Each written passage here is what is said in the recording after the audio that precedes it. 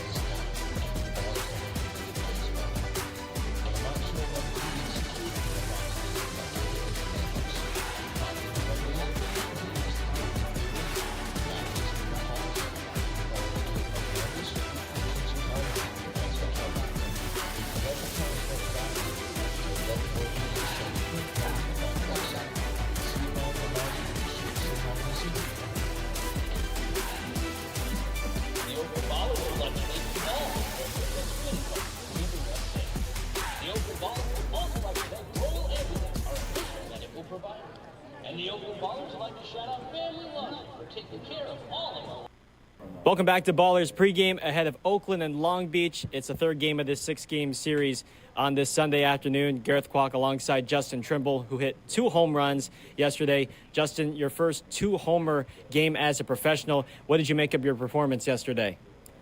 You know, I was really happy how the team competed and how I was able to get some swings together yesterday. The last 2 games to start this season, was going through a little bit of struggling, just, minor tweaks and stuff like that in my swing. Working on that during BP yesterday, I was feeling pretty good going into the game. And when I was able to put some swings together, I was pretty happy how it ended. So yeah. Opposite field power has been the name of the game this week. Has it been helpful seeing your teammates like Isai Santos, Damian Stone, Jeter Ibarra go backside, and then you're kind of able to follow up as well?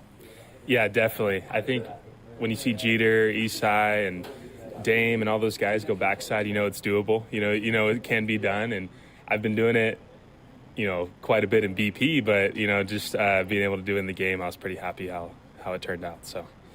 You started your pro career in the Astros organization and played with High A Fayetteville. Just what was that experience like, getting your first experience of professional baseball?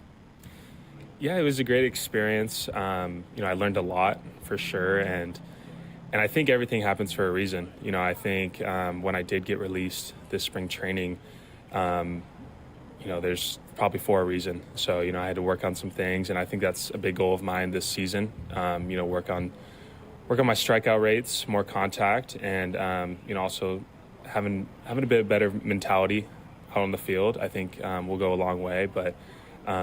Like I said, learned a lot, and I'm really excited for this season, though.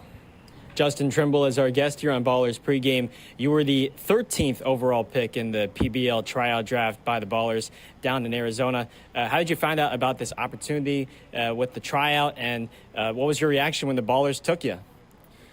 Well, about a few months ago, my dad had sent me the tryout link, and coming from an affiliate this spring training, I was thinking that I had a chance maybe a team would reach out before I had to go to a tryout or anything like that. So once I was weighing my options and kind of realized that, I had to do something on my own to get my name out there, I decided to go to the tryout, and I was fortunate enough for the Ballers to pick me. I had a pretty good showing, and it was great to meet Aaron and James. They were out there, and I'm really happy how it turned out, for sure. You were telling me beforehand that there were, you think, about 200 or so players at this tryout. What was it like when you showed up and you see everybody out there, knowing that there's only going to be a couple of guys taken in this draft and knowing that you'll have to outcompete them? Yeah, definitely. I think, like I was saying, maybe 150 to 200 guys at that tryout. And, you have the confidence in yourself, but when you see a big amount of guys, showing up to a camp like that, it's a little intimidating for sure. But I think having the confidence and believing in yourself, allows you to play free out on the field. And like I said before, I'm happy how it had planned out, because I think they only took about 20 something guys, out of the 150 to 200 guys. And so once again, I'm just thankful for the Ballers, picking me and believing in me for sure. Last question for you, Justin. How do you and this team keep up the strong at-bats today, hoping to end the week out on top against this Long Beach squad? Yeah, I think James does a great job with the scouting reports beforehand. Getting the mental reps before the game, showing us the starting pitchers and stuff like that. And I think the guys are swinging the bat really well, and I think just keep the momentum going forward, and maybe take a Monday off day, relax and get the body feeling right again, and just keep adding to the scoring column next week. So, Justin, 2 home runs yesterday, and we're excited to see how this series continues for you and the team. Thanks so much for the time. Yeah, thanks for having me. Appreciate it. That's Justin Trimble with us here on Ballers Pregame. We'll be back with more right after this.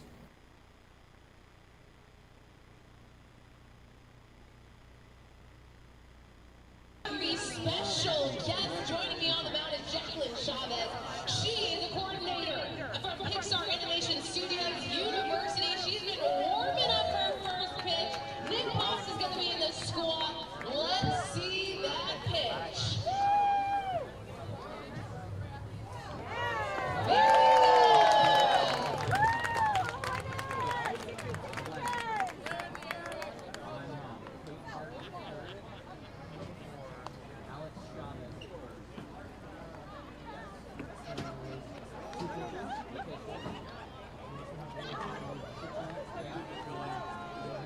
Jacqueline is a little scared of Scrappy, and now they're best friends. Scrappy is a man of the people.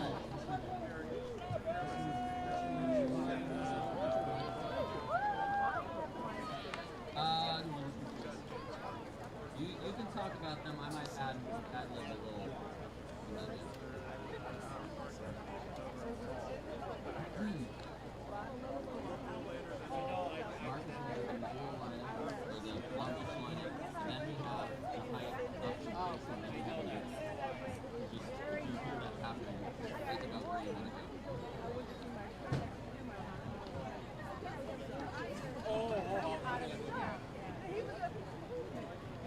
Let's meet the umps for today's game.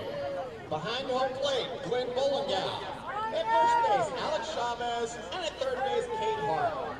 Fans at Romantic Park, it's 312 feet down the left field line, 398 to dead center, 321 feet to right.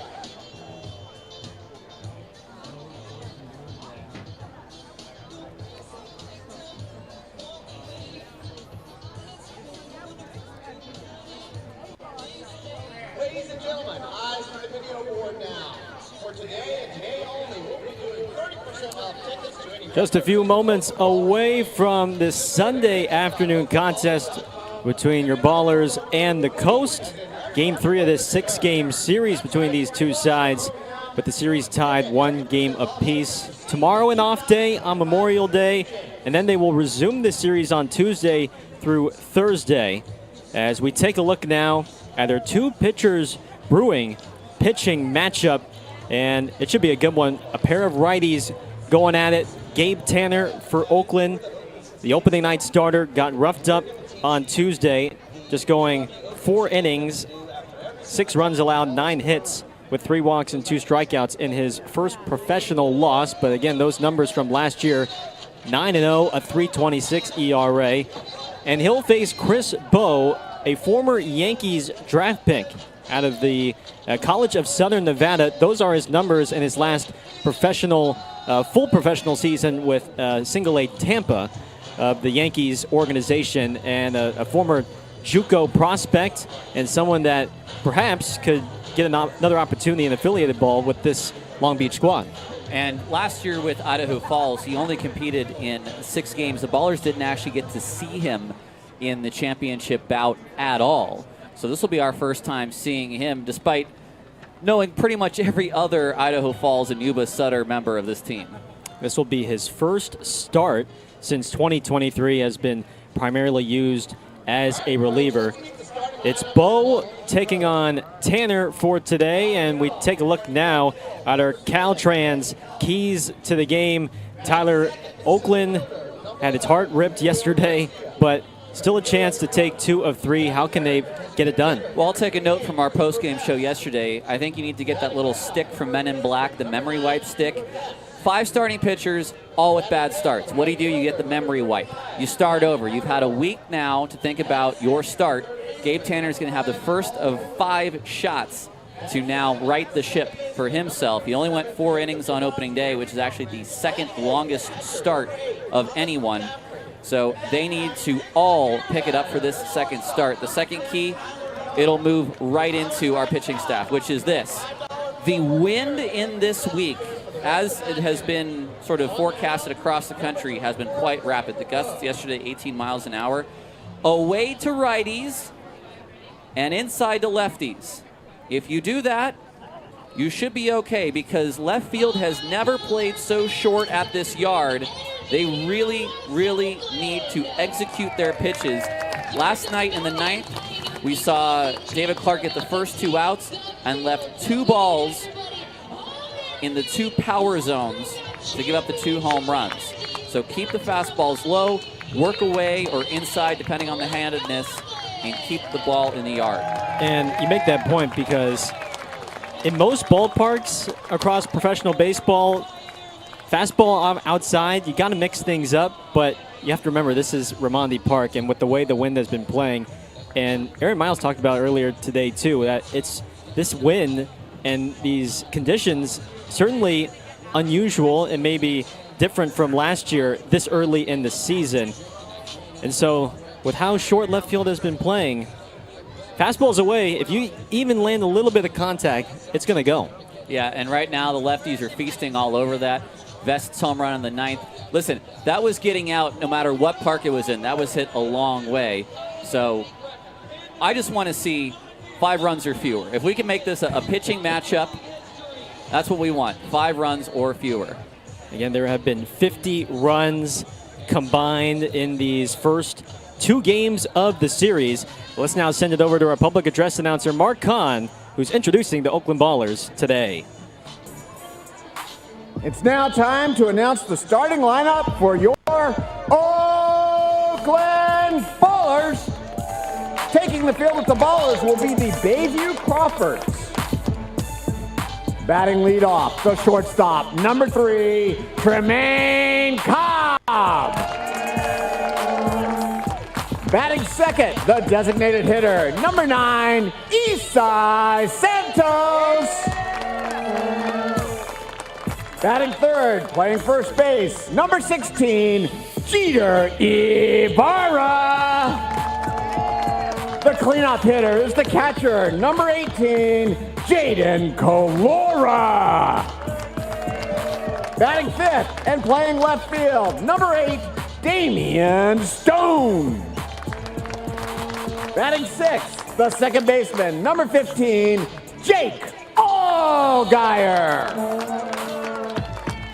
Batting seventh and playing right field, number 27, Noah Blythe.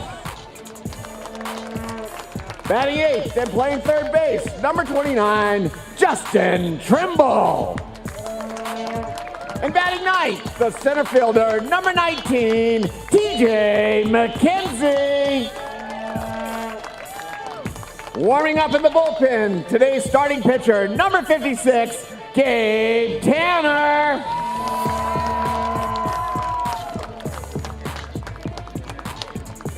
Before we start today's game, we acknowledge that the land where the Oakland Ballers work, train, and play sits on the unceded ancestral homeland of the Ohlone in the territory of Huichin, encompassing regions throughout the greater East Bay area. We recognize that we benefit from living and working on their traditional homeland, and we affirm their sovereign rights as First Peoples. Ladies and gentlemen, please rise if able and remove your caps. Today's national anthem is being performed by our favorite fan band, Ballers Brass.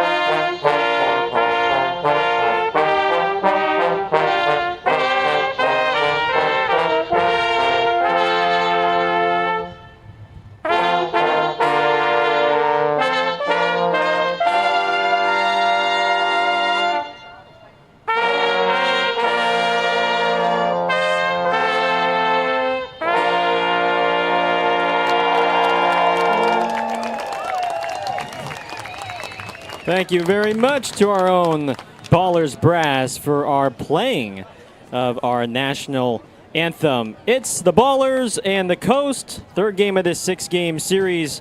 Coast are 3-2 through this first week. Ballers are 2-3. As we take a look at our Long Beach starting lineup, it's presented by Rubenstein. Well, you're going to see the first 7 in that order exactly the same as yesterday, and then McCaffrey will come in and catch, the better of the 2 catchers behind the plates. And then our first start for Tyler Young this week, who was used as a pinch runner a couple nights ago. And on the mound for Oakland is their ace, Gabe Tanner, looking to right the ship after opening night, where he went 4 innings, 6 runs, 9 hits, 3 walks and 2 strikeouts, the first professional loss of his career.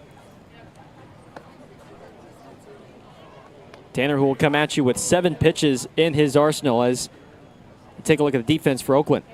And you'll see Blythe in right field tonight, replacing Isai Santos, who is going to instead be today's designated hitter. The rest of the defense, the same as yesterday. And Jaden Colora behind the plates for a second straight day. How about his day yesterday? A double, a walk, an RBI fielder's choice, a fly out, and an RBI single, only to be outdone by Jake Allgaier's 1-for-1 day with 4 walks.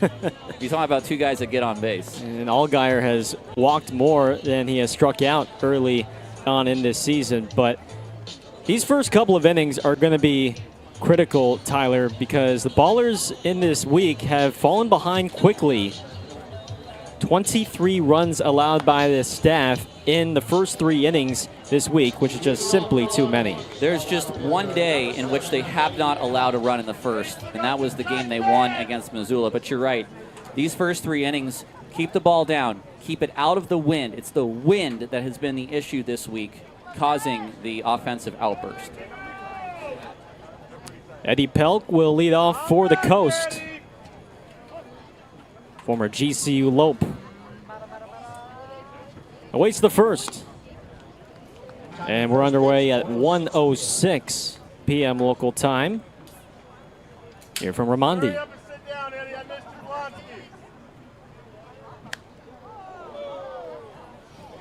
Pelk is 8 for 21 to start this season with 3 runs batted in.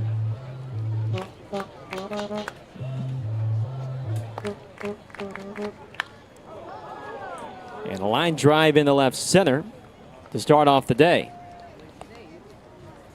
Next up, the center fielder, number 11, Emilio Corona.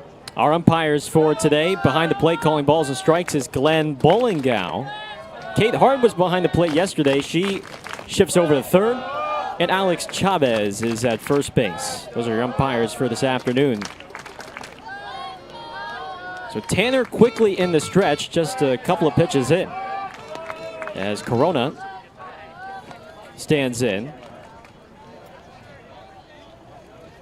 Former Arizona Wildcat in his second year in the Pioneer League. 2-0. It's almost all chuckers and high wheelers, but I will say they also added the 2 best players on Great Falls last year, and that's Corona and Vest. Corona batted .332 last year with a .548 slugging percentage, 16 doubles, 11 homers, 52 batted in, and he's got speed. Only played 59 games for Great Falls while finishing up his college career down in Tucson with the Wildcats.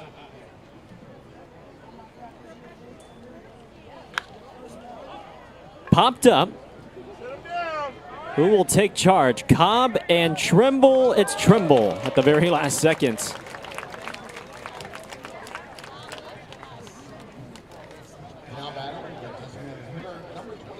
A little early version of the pop-up dance there. A little bit.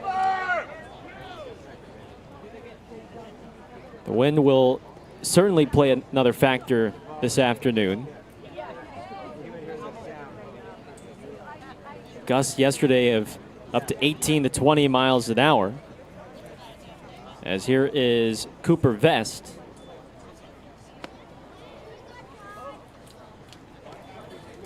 Vest had the biggest swing of the game yesterday. A 3-run go-ahead homer in the 9th off David Clark, with Clark just 1 strike away from sealing the victory. Runner goes outside, and Clora can't get a grasp on the ball.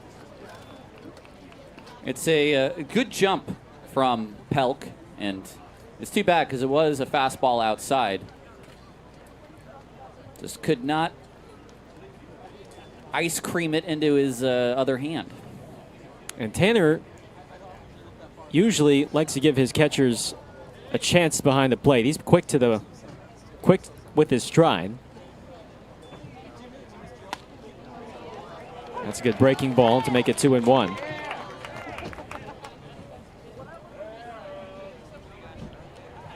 Well, no one's had a better start, average, home run, or RBI-wise on this team than Vest. Grounded to Cobb. 2 outs. It was, I think, a little bit more of a difficult play than it looked. That ball kind of sidewinded on him a little through the grass.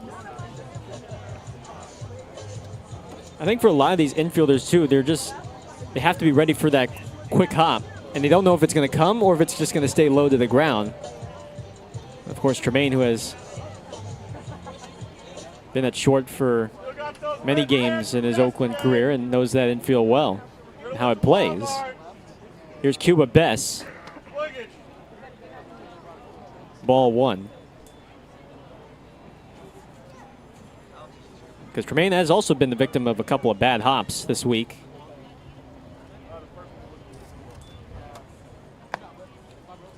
Two balls, no strikes on Bess.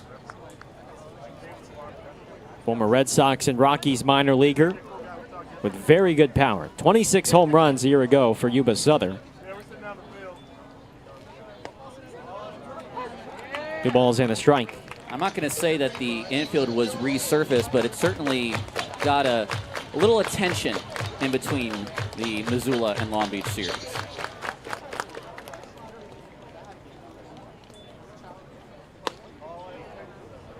Just a bit low, says Glenn Bollingow. 3 balls and a strike with Bardowell on deck.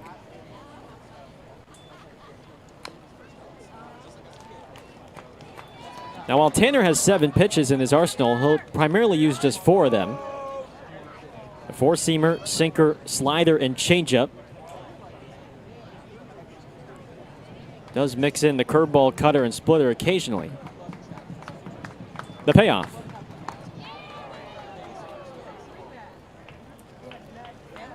So Bess lays off. 2 men on for Bardowell. And you don't hate that. That's a changeup off the plate. That's what Tanner's trying to do, is get a swing out of Bess, who thinks maybe he sees it away. I'm going to flick that away. That's going to come in as a fastball. I'm going to hit it out the other way. So I don't hate that, even though it moves the pitch count up. Bardowell stands in. And there's that slider. Check swing. Oh, no on the appeal, says Alex Chavez. I think Aaron Miles did not like that appeal. 1-0. Chopped foul. 1 ball and 1 strike. I'm liking the movement better already from what I'm seeing on the sinker from Tanner. These things are getting buried, going from the zone to out of the zone. That's what he wants to do. Popped up, potentially playable for Ibarra, battling the wind. He's got it, and that is a first inning 0 thrown up by Gabe Tanner. Ballers up to bat, no score, just underway here from West Oakland on Ballers TV.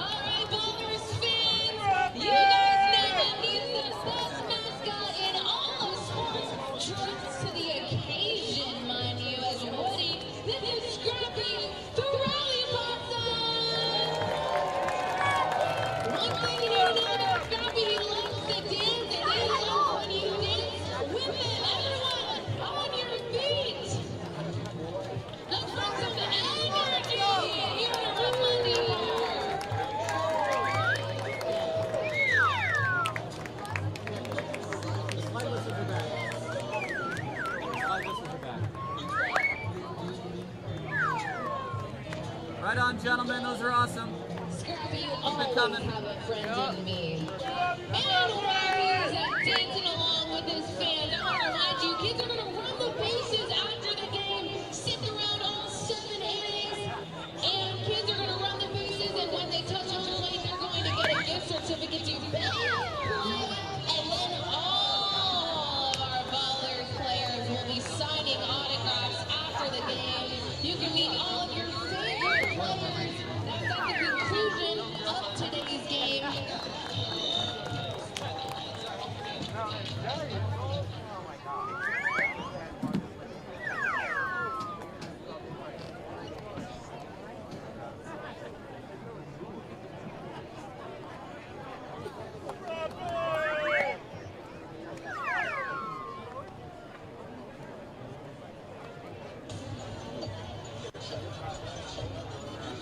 Scoreless top of the first here from Ramondi Park.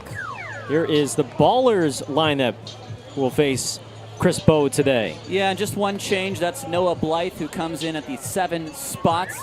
Nick Leahy was in there yesterday. You'll see Santos go to DH and Blythe patrol right field against the new right-hander. And I say new right-hander because we have not yet seen him pitch in the Pioneer. It's Chris Bowe, the former Idaho Falls Chucker, albeit a very short tenure with the Chuckers last year. Just 6 appearances out of the pen for Bowe and a 1.80 ERA. Tremaine Cobb takes ball 1. Bowe, who was drafted by the Yankees in the 14th round 4 years ago out of the College of Southern Nevada down in Henderson.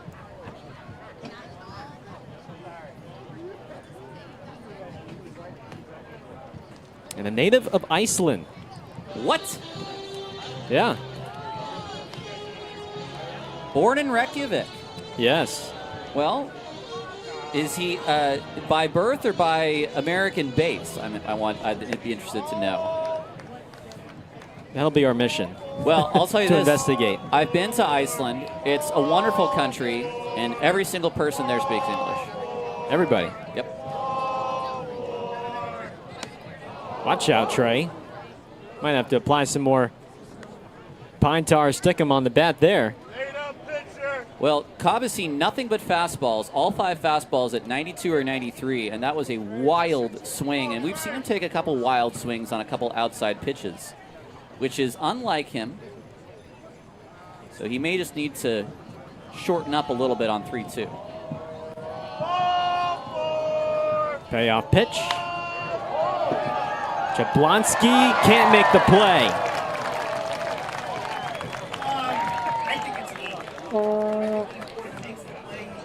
It's going to be ruled an error, which is the second time in as many days that Jablonski has committed an error in the field. Well, unfortunately, that usually means he's going to hit a home run later in this game, so let's hope that's not the case. Well, and he didn't hit just 1, he hit 2 from both sides of the plate. Here is Isai Santos, 1-0. Now you can see the good fastball from Bowe, who's the 3-2 pitch was at 94, so he's thrown 7 fastballs at 92 or better.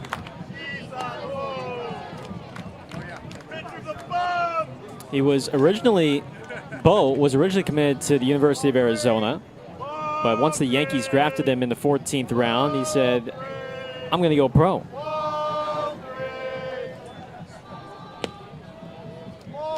Three balls, no strikes. Usually teams have to sign those D1 commits out of JUCO to a pretty decent signing bonus to sway them from their college commitment. Bowe lasting 3 years in the Yankees organization before being released. That just catches the outside. 3-2 on Isai. Scored a couple of runs, was hit by a pitch. 1 for 4 on the day. I think you'll see Cobb go here. Does not go. And Santos rung up on strike 3. So back-to-back fastballs on that outside, and Santos couldn't get the bat off his shoulder. Well, I haven't yet seen too much of a breaking ball from Bowe yet. I think just one slider inside the Isai, or maybe a cutter. For most of his career, he's primarily been a 3-pitch guy. A fastball, slider, changeup. I mean, if Ibarra can sit fastball here, he doesn't even have to time it well, because it's got power, and if he's late, the wind might help take it. Tremaine goes. Pitch is inside. Throw is on a bounce and not in time. If McCaffrey's throw was on line, I think Cobb is out, but because it bounced in front of the shortstop Young, Made it a difficult pick and allowed Kopp to sneak in there for his 4th stolen base. It's just good work from McCaffrey to even make that a competitive throw. Smash to center. Corona backpedals over his head. Cobb rounds third. Aaron Miles waving him home. 1-0 Oakland.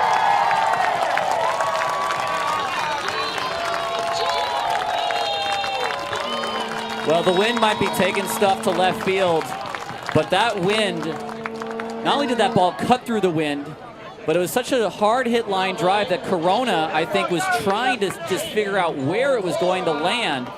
And he nearly got to the spot, but nearly isn't good enough here. And Ibarra with the RBI double to drive in Cobb. Is that 11 now for Ibarra? That's 10 RBI to start his baller's career. 6 hits, 4 of them have gone for extra bases. And by the way, 105 off the bat of Ibarra on that liner. And it's Oakland with the first inning lead this time.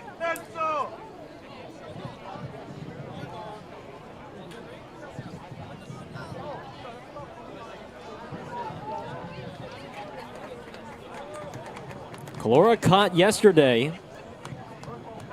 Couple of hits, including an RBI knock in the 7th. Popped up, maybe playable.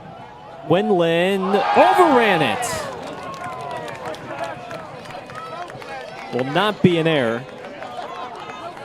No play. I don't think his feet were ever set underneath that baseball.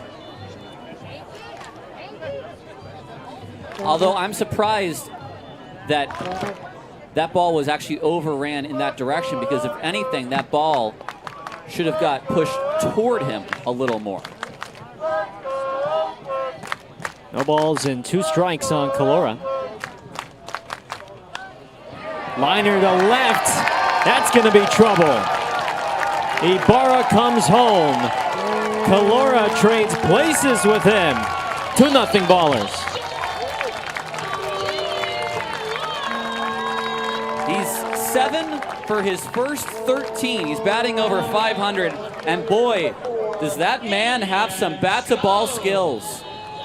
He's like Luis Ariz. It's that kind of bat-to-ball skill. I think he's had 1 bat at bat the entire week, and it was a strikeout to Ryan Wentz. And like we said, even if he doesn't get on base, you have to earn it. You're not going to see 3 or 4 pitches. You got to pitch 6, 7 times, even 8 times at him to get an out. Well, he beat a breaking ball on the outside, and Bo has stuck almost exclusively with fastballs here. When you have a hard thrower like Bo, he's touched 94. Don't have to put too much on it for it to travel. Well, Calora's taking off for third. Bo is going to throw him out. Well, Calora just had him timed wrong, and give credit to Bo, who waited 1 extra second, and Calora ran into that pickoff. 1-5. Would have been Jaden's first steal of the year. Stone pops it up, shallow left center. Wynn playing tricks on Young for a little, but he sticks with it. For the Ballers, a pair of RBI doubles, and they have the first inning lead, 2-0 on Ballers TV. Avoid parking and other traffic hassles by taking part in the game. It's a great way to get out and about to enjoy all the Bay Area has to offer, like rooting for your bees. Visit BART.gov/Carnival for other fun Carnival adventures, and download the official BART app to plan your trip. Now to you, Aubrey. Thank you, Mark. It's time for the BART Transportation Race. And here are our contestants representing Team Gold and representing Team Green. Team Green, we have and Team Gold. Pete and Bill are going to be competing for the Green and Gold contest. Ballers fans, if you are wearing a gold wristband, you're cheering for Bill. And if you're wearing a green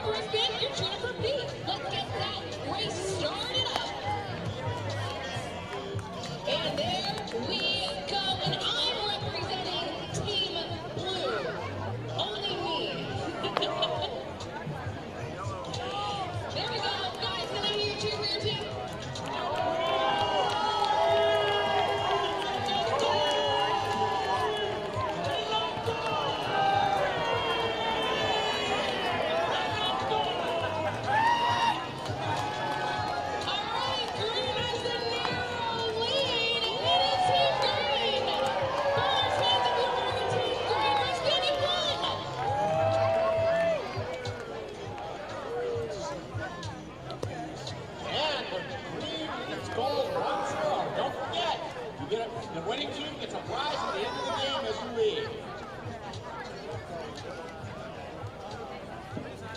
Only the second time this week the Ballers have ended the first with the lead, as Jeter Ibarra and Jaden Kalora double in a pair of runs to make it 2-0 as we go to the second. Winland, Jablonski, and McCaffrey to face Tanner. Gabe stranded a pair of base runners in a 20-pitch first inning.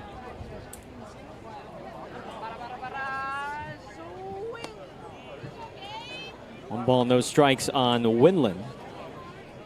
6 for 22 this week with 3 home runs, 7 runs batted in, including 2 here in Oakland. And he unloads to deep right field, and he's got his 3rd homer of the weekend.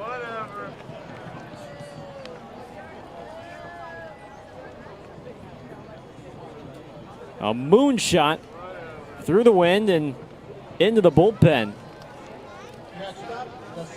And it's 2-1 Oakland. Well, you're right. That was through the wind. If anything, that was blown down by the wind, and it still went 373 feet. I mean, that's a fastball down and into a lefty, about the same spot that Jablonski hit his grand slam, and that is just such a sweet zone for those hitters. Jablonski takes a strike. Boy, Winland really showing me something. I didn't know anything about him before today. Deep to left, it might carry, and it will. Jablonski ties it up. His 3rd home run of the weekend. And you tell me where that fastball was. I'm going to guess outside. It was middle away to a left-handed hitter, which is where they have lived this series. That one was hit just as far the other way as Winland's. So in a blink of an eye, the 2-0 lead vanished. Back-to-back jacks from Long Beach. A broken bat liner caught by Cobb, 1 away. Gabe breaks a lot of bats. That is when he is at his best. But those 2 pitches, those are just 2 misses. It's almost the exact same thing that happened to David Clark yesterday. Just 2 very poorly located pitches. And that's all it takes is 1 or 2 mistakes. He's been great otherwise. Strike on Tyler Young. The Coast have 19 home runs already to start the year.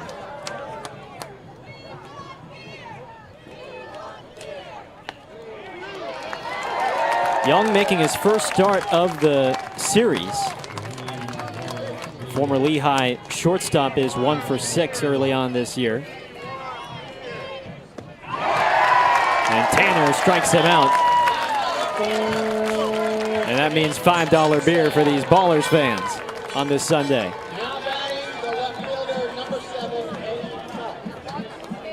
Well, that's the way you want to come back. Sometimes when you give up a home run, you see a guy throw a 4 or 5 pitch walk, you want to strike out the next bat. Top of Long Beach's lineup in Pelt.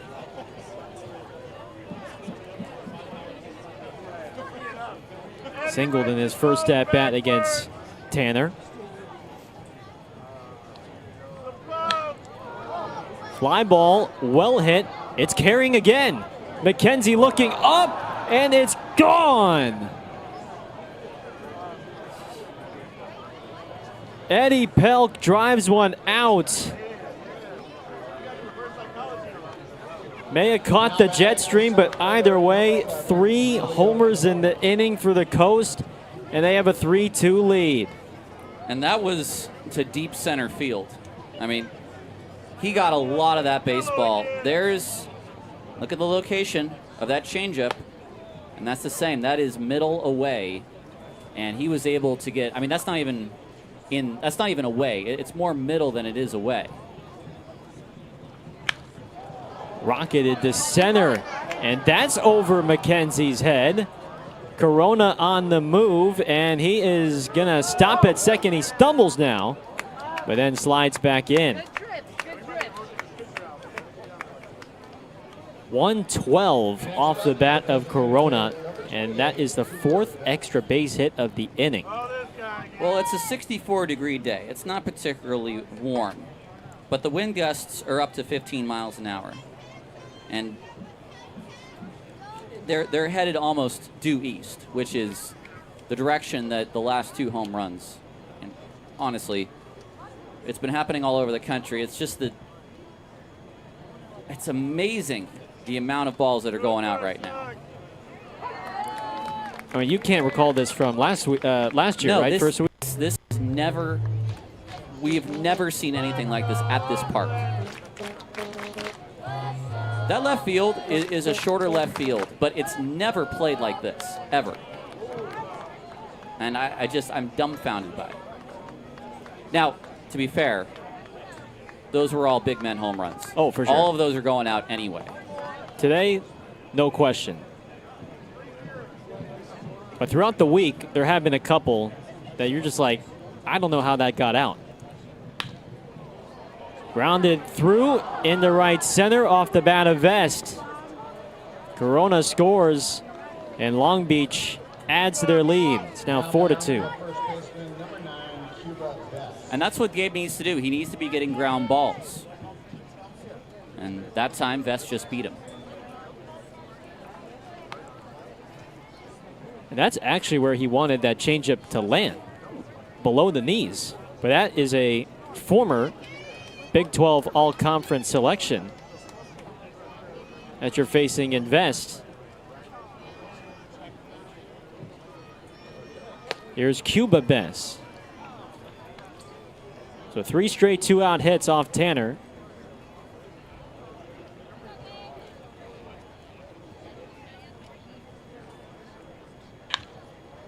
Another hit. It's been all solid contact in this second inning for Long Beach. Yeah, these balls are really getting hit hard. I mean, that time Best just waited back on the breaking ball and slammed that into right field. That was a ground ball at 106. I mean, that was about as hard hit a ball as we've seen this inning. So now a 9th man comes to the plate. This must be a pretty unfamiliar scene for Gabe Tanner. And he can't get too frustrated out there right now. This is frustrating for him. And he was able to come back after the 2 home runs and get 2 outs. But now 4 straight hits after that. He's just got to limit the damage here. Swing and a miss from Bardwell. 3 relievers used yesterday by Oakland. C.J. Blowers came 1 out away from recording the first 5-inning start by a baller this year. Paul Windland knocked him out with a single. See, Spradling will be available today. Murphy, who hasn't pitched yet, would likely be available today. Nick Bautista, I don't know if he's available in the bullpen or if whether he's going to make the next start. Popped up out of play, 1-2. The ground balls right now have got to be the name of the game.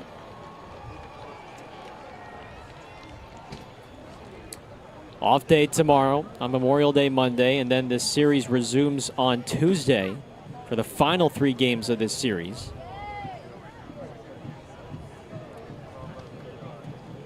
One ball and 2 strikes on Bardwell. And he gets him looking. Long Beach with 4 runs on 5 hits, including 3 solo homers.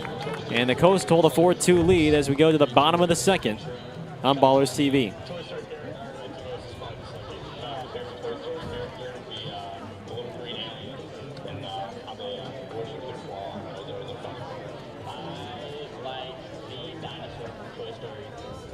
think that could be.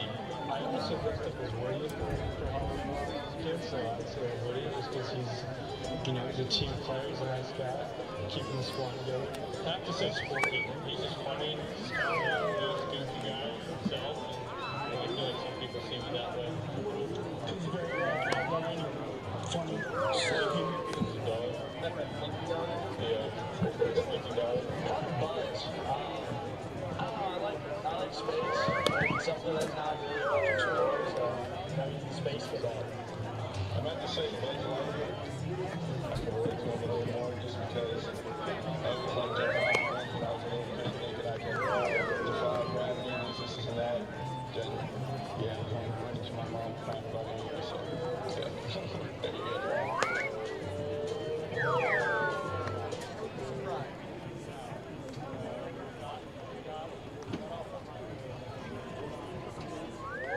Hey folks, shout out to Carrie Tiernan and her crew who are in the house today. Thank you for coming to cheer on the Ballers. We also want to welcome Mackenzie Means and her group to Reminding Park. We appreciate you choosing to spend your day here. And welcome to the Coplin family. Thanks for coming out to Reminding on this beautiful Sunday afternoon.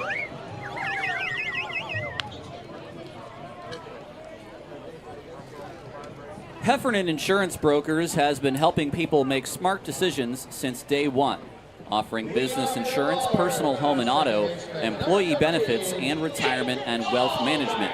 Make a smart decision for your business or family today. Visit Heffernan Insurance Brokers online at fins.com. Thank you, Tyler. Jake Allgaier leads off for the Ballers in the home half of the second.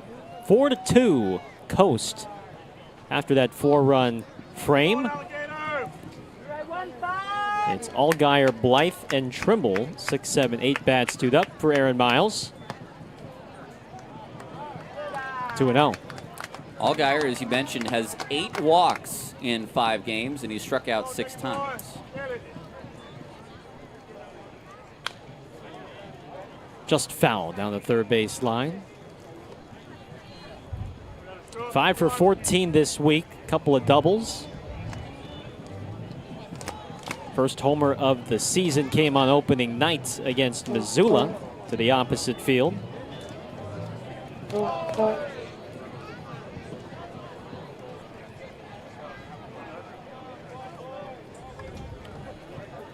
One of 5 returning position players on this squad. There's a strike.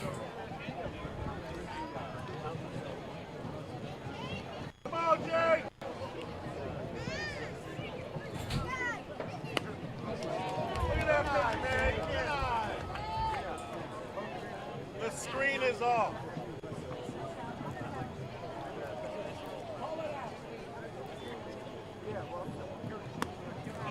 And the pitch is taken by Allgaier for ball 4.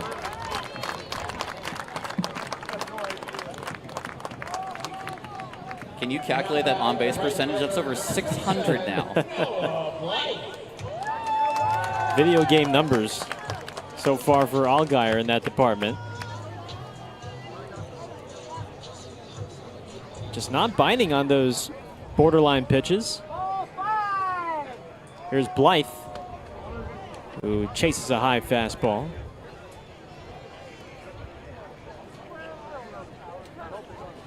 Blythe 1 for 13 this week, but his only hit was a big one, 3-run homer on Wednesday, and he's quickly behind 0-2.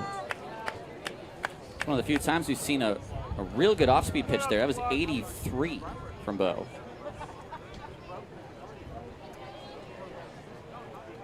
Oh, 2. 1 ball and 2 strikes. Blythe was playing collegiately this season at Nevada. The Wolfpack. 2-2. And I cannot tell you how many times my former radio partner has ruined me, that being Nevada Cullen, on the whole Nevada. I've had to really train myself to go back to saying it the correct way. It's ingrained in you, huh? Well, you just you train yourself so hard to go Right. when you want to go So Nevada. I feel like I've always just said Nevada. I don't know. Like you said, need to get into the convert myself. Inside. You ever hear a national game on ESPN where they go, well, Oregon, blah, blah, blah? Do they really say Oregon? Yeah. Oregon? Oh, my goodness. That's disrespectful. Just low. McCaffrey is not going to challenge, even though it looked like. Okay, did you see that? Did Bo? Bo challenged, and he did it in time. That should have been allowed, but it wasn't. Wow. It was a great pitch at the knees. Back-to-back walks. And Jerome Williams wants to check in on his starter. That last pitch, 95 at the knees. Thanks for coming to cheer out on the Ballers. We also want to welcome 5 teams to Monday Park. That's one that Long Beach should have had. I don't think the umpire saw Bo. No. You know, McCaffrey tried to point out. I don't know, actually, I got to say this. I'm not sure that Bo protested enough. He kind of gave up on it after the time when if he kept protesting on it, I think they would have allowed it because even McCaffrey tried to point out. But play on. And also, that would have been the first pitcher challenge that we've seen this week. Which I might add may not have worked out for him because pitchers are historically very bad at challenges. Here's Trimble. Couple of home runs yesterday in the loss. His first professional multi-homer game. And a pair of opposite field shots. 2-run lead for the Coast. There's a strike. If you're a pitcher, are you ever challenging any call, or are you letting the catcher do it? I think I trust my catcher. He's the one back there. He's the one that's been working with the umpire. You got to let him have that. So McCaffrey didn't challenge. Bo obviously wants the strikeout. And, you know, he can't yell at his catcher to say challenge, so he's going to try to tap his head.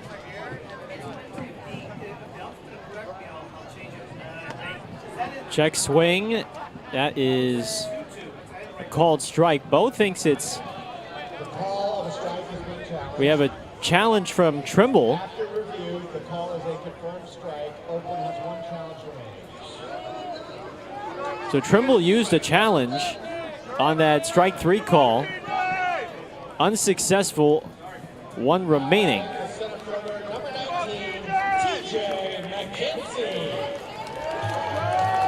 So 1 out for McKenzie.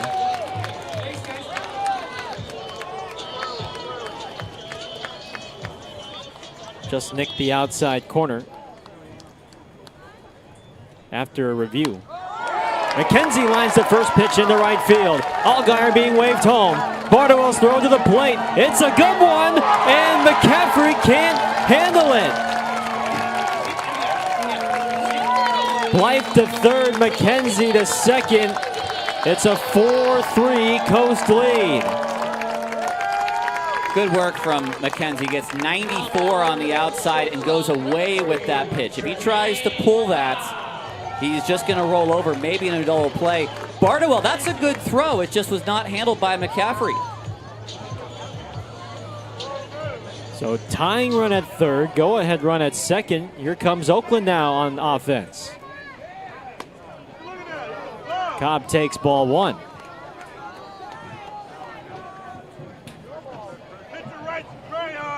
By the way, TJ McKenzie 8 for 20 this week with 9 runs batted in. Driven deep to right. Bardowell charges in. Blythe coming to the plate. Throw is cut off. And we are tied at 4.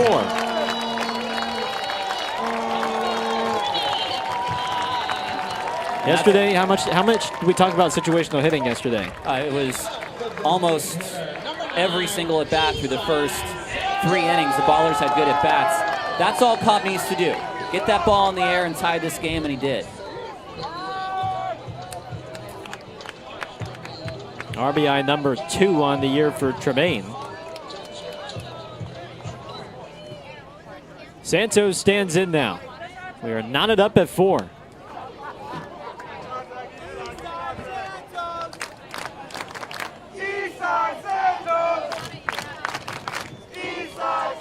Isai struck out looking in his first at bat against Bo.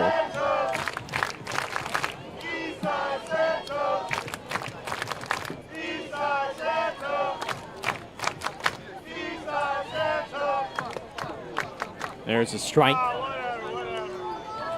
Why does it just make me feel better to see runs come in on singles and sac flies? Is that wrong? I think it's a... Well, it's just I think the notion of the line just keeps moving, right? It's like this conveyor belt feel to it.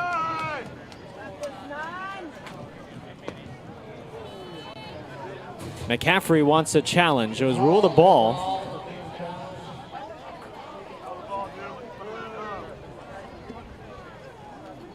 After review, the call is overturned to a strike.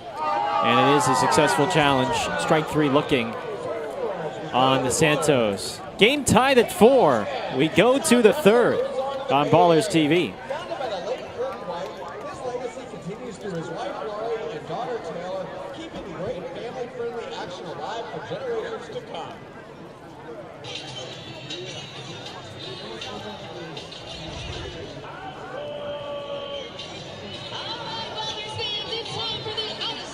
Challenge presented by Big Time Wrestling. Here's our very own Ice Cold Kenny and our contestants representing Team Gold and Team Green. In gold, we have Ryan. In green, we have Sydney.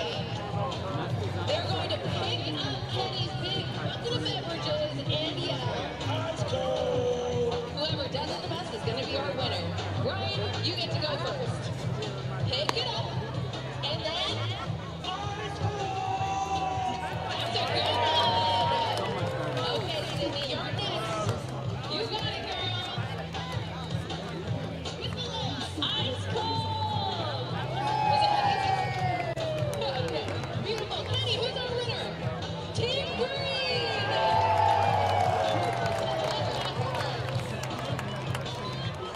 Team Green now leads 2-0. Don't forget to get your prize if you're on the winning team at the end of the game.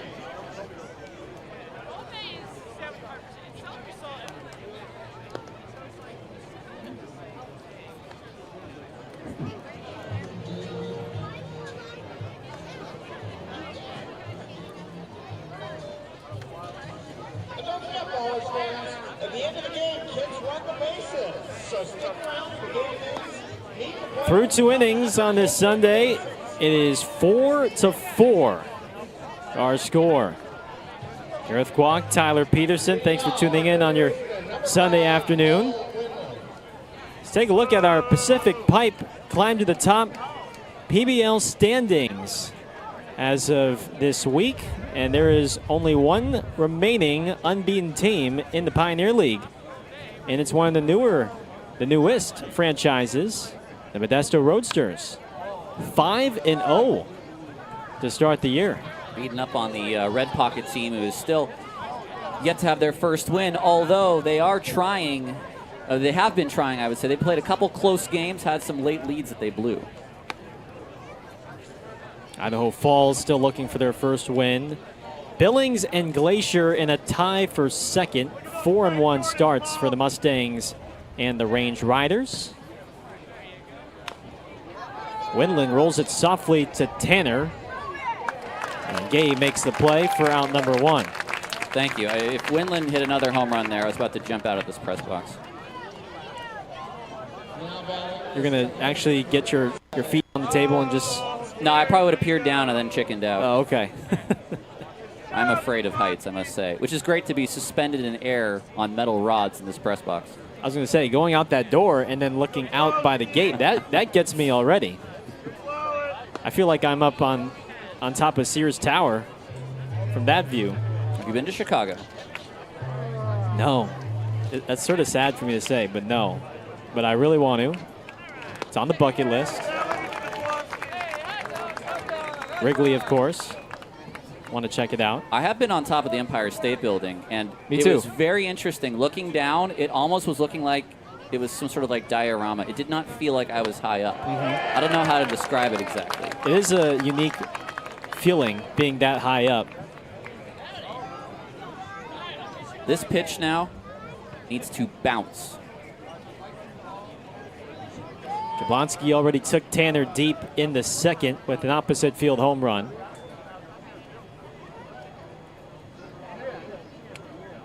One ball and 2 strikes. High fastball, but right at Allgaier. 2 down. Well, that's fine. That's right at the top of the zone. That's on. That's either a ball or a strike. It's right at the top, but it's not on the outside part of the plate. So he kind of rolls over on that ball if he's trying to go the other way. 2 down for Tom McCaffrey. McCaffrey in his 3rd season in the Pioneer League. Last 2 have been in Idaho Falls.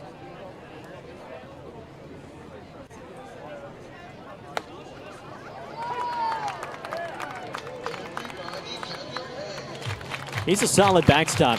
Solid defensively, provides good offense for Troy Percival. Chase is here, though, and it's 1-2. Yeah, he's got a good reputation in the league. There was a player who was named Angel Mendoza that had a reputation as one of the best backstops in the league. I think McCaffrey may, at least on his veteran status now, hold that title. Maybe I'd have to look at all the rosters, and we'd have to see guys like Kalura play a little bit more, but at least as the vet, McCaffrey is going to come in as one of the best catchers in the league. Waste pitch from Tanner, 2-2. Tyler Young on deck for Long Beach.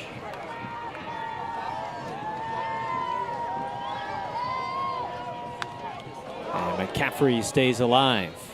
That's a good pitch. It's high and outside. That's above the hitting zone. 91 from Tanner.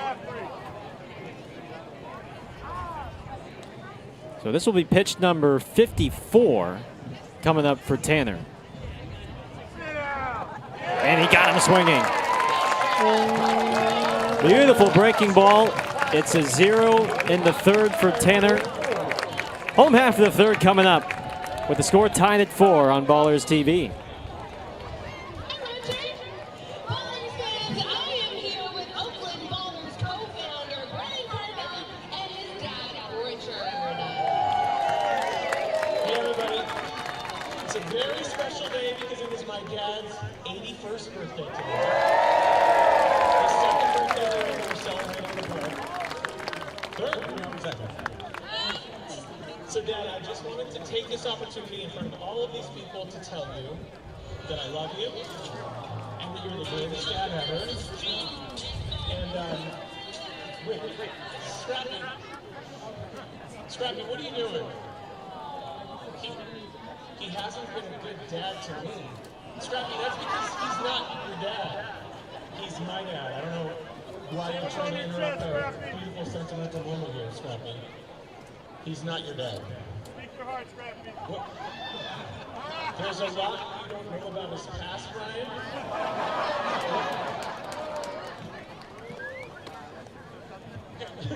Scrappy, if there's a lot you didn't know, I don't know what you're talking about. He's not, you're a possum, he's a human. Then how did I know his bank account is, the code is marsupial? Scrappy, bank codes are typically a series of digits, they're not words. So, he's saying Richard is my dad. I don't know. Dad, how many children do I have? So you made him a garbage cake? Okay. Well, now you're talking. Well, if there's a garbage Bottom 3 here from Rondi Park. 4-4 our score. Coast and Ballers. This is already shaping up to be quite the potential rivalry between these two sides this year.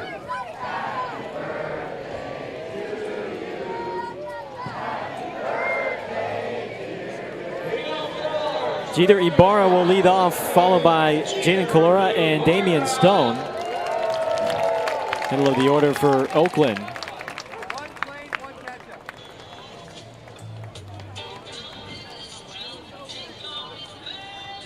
Oakland scored in the first 5 innings yesterday. They have scored here in the first 2.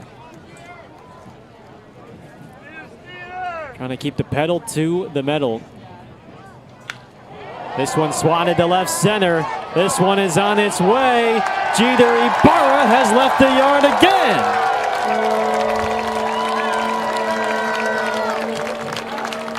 Home run number 4 for Ibarra as a baller. And Oakland retakes the lead 5-4.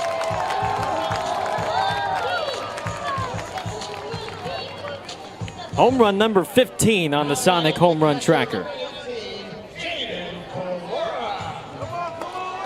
And it was a 400-foot bomb off the bat at 102. He got all of that fastball. That was down toward the middle of the zone, and that got out quick. Here is Kalora. What'd you say about him being Christian Almanza 2.0? Is it? Can we give him that label already? I don't even know if Almanza got off to this hot a start. My goodness. And every homer he's hit has been to the opposite field.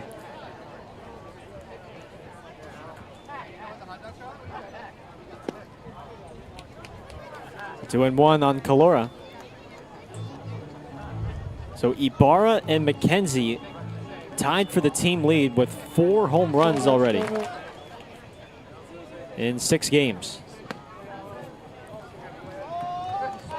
I got to shout out Glenn Ballingat right now. He has not made many mistakes behind home plate on balls and strikes. He's having I hate to jinx him, but he's having a great day so far in the zone. There's that plate discipline from Kalora. A walk to bring up Stone. It's just I'm still having trouble processing the scoring because these are not balls that are going up in the air and scraping down the wall. These, almost all of them are getting absolutely crushed. This one skied the left center. Corona drifting back. Just enough room out there in center field. If that's any indication of how much the wind is playing a factor today.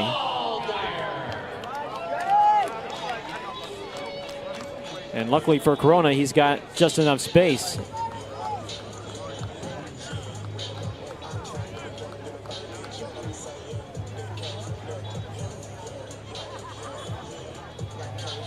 Here is Allgaier now. Allgaier drew a walk in the second, his 9th already of the week. And why is that number important or significant? Well, nobody else has more than 4. So more than double the amount of walks than the next best teammate. And he's already ahead 2-0 here. It's like they spot him 2 balls every single at bat.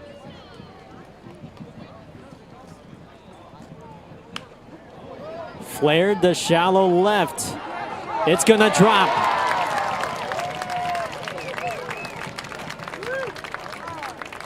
A doinker in the shallow left, and the Ballers are back in business.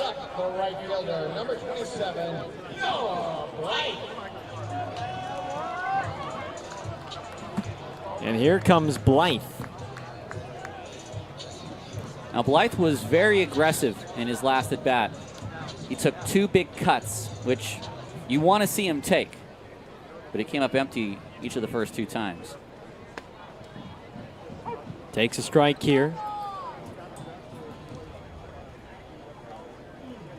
23 years of age, a late signing to this roster just about a week ago.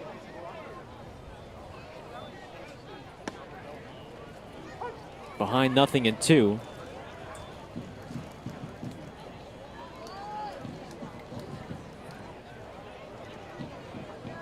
At 280 with the Wolfpack with 3 home runs, 6 batted in. And that was a perfectly placed fastball for strike 3.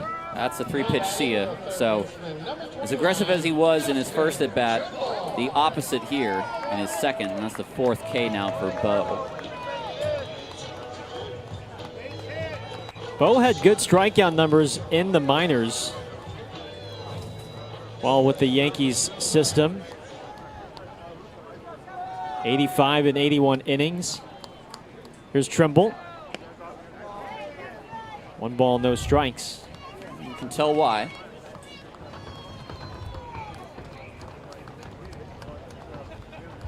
Trimble is just so strong that you feel good about this at bat right now. He's up 2-0. He struck out in his last at bat. He'll probably see a strike here. You really want this guy swinging. 2 outs, you've already scored. See if you can't make it a big inning. Oh, perfect pitch. Perfect pitch. You can't make a better 2-0 pitch. I mean, that looked like it was either a cutter or a slider right on the outside corner. There's nothing Justin Trimble can do with that. Flora at second, Allgaier at first. Justin takes low. 3-1. Now you really want to see him let out some shaft here. Even if he chases, go after it. Try to do some damage here. Can't hold up on what looked to be outside. Full count, runners will be on the move. Ballers have scored 1 in this inning on the Ibarra home run. And he stays alive.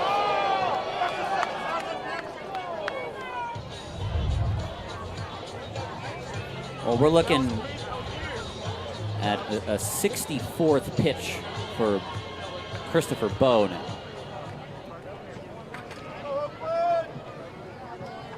Three and 2. High drive, right center field. And Corona runs it down to end the inning. Ballers take the lead on the Jeter Ibarra homer. 5-4 Ballers as we go to the 4th on Ballers TV.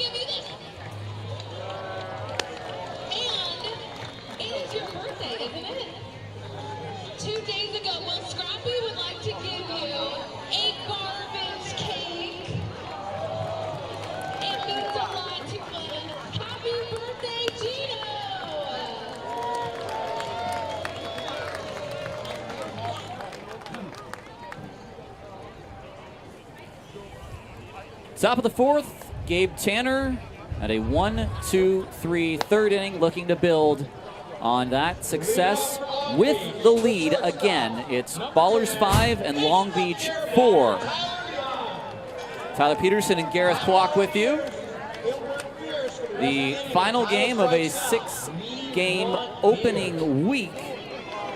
And the Ballers hoping to get a win today to finish 3-3. That would match their opening week from last year. They went on to go 70-20 after that.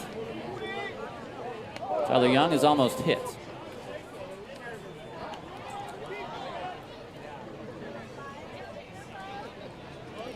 Young struck out in the second against Tanner. He takes a slider for strike one. Barra's fourth home run at a whopping 400 feet. Swing and a miss. Another breaking ball, this time at 80. And Young, who has not been able to time that pitch at all today, is down 0-2.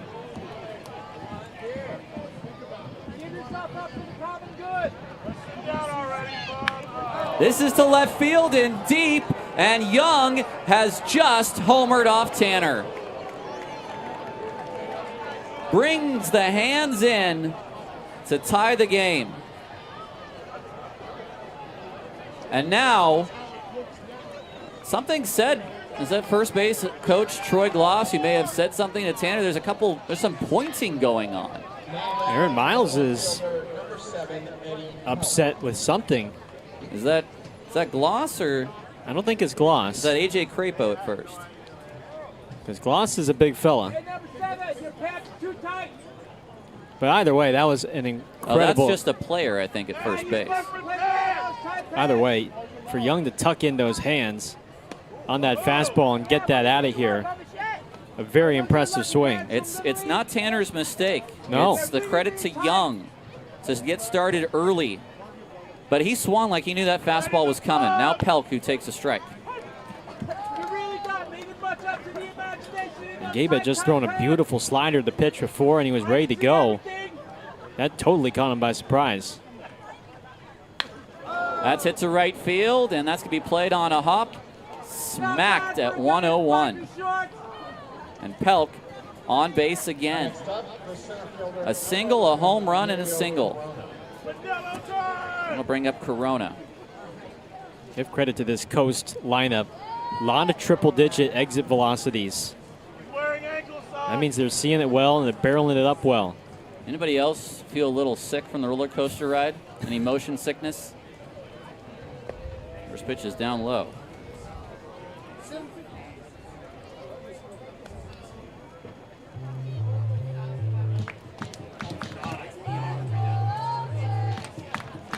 Nine hits for Long Beach. Corona fouls that away.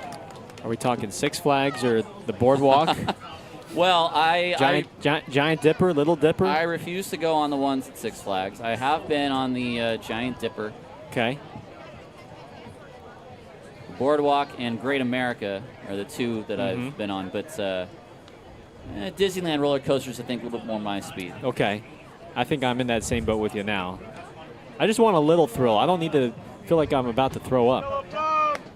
There's certain motions that I think the human body was not naturally intended to take.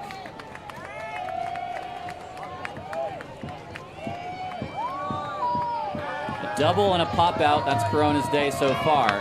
And here's a ground ball. Cobb, Allgaier. 2 outs.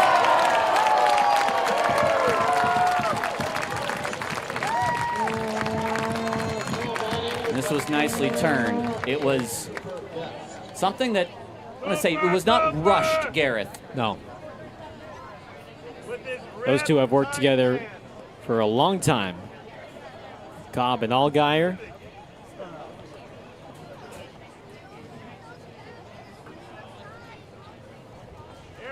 Here's Vest. Breaking ball. Does not catch the outside corner. Probably a little too low and outside. When you have games like this where, you just don't know who's going to lead one inning or another, it just makes the outs that much more important. Cooper, I went to your hometown and no one knew you. Tied at 5. A quick 3-0.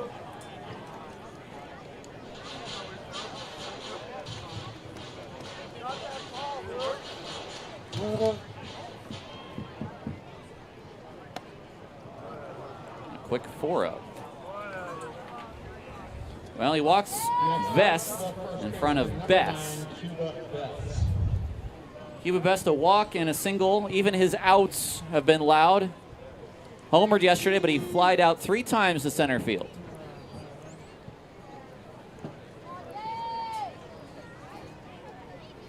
Maybe everybody got LASIK vision in the offseason, and I just don't know about it. Ball 1.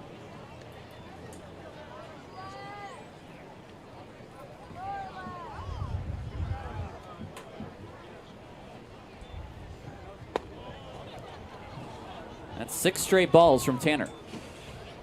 All right, pitcher. Pumpkin. Critical. You gotta lock in. You need an out. There we go. McKenzie has it. The Coast tied up on the home run by Young, and we head to the bottom of the 4th, 5 apiece.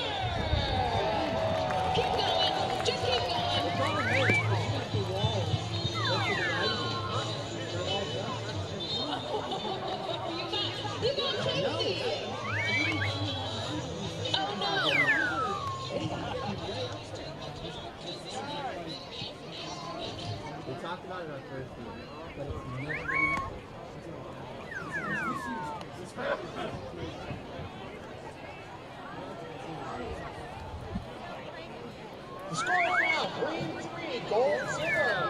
Turned into a runaway, so green folks get excited for your prize, but gold, you can still rally. Come on, gold folks, cheer people on.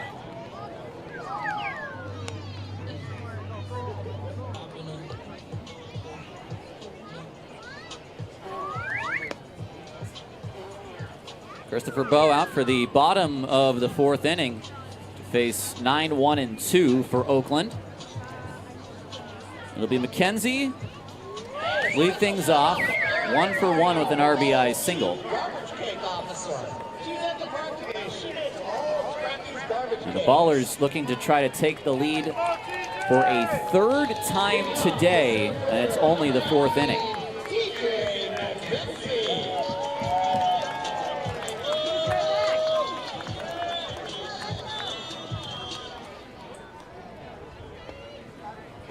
Breaking ball for strike 1.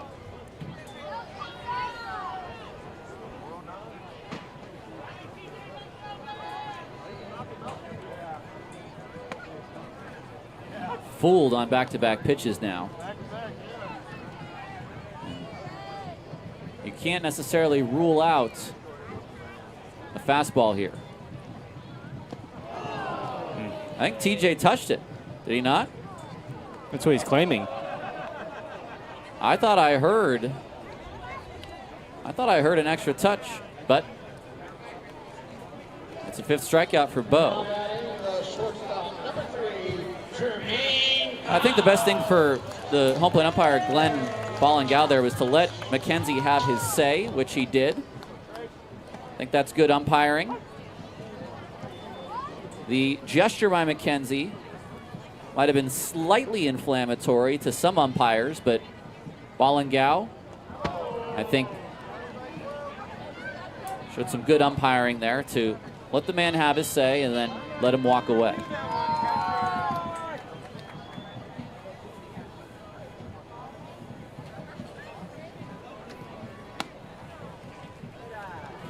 Yeah, 2-1 to Cobb. Yeah, we don't need to see any ump shows.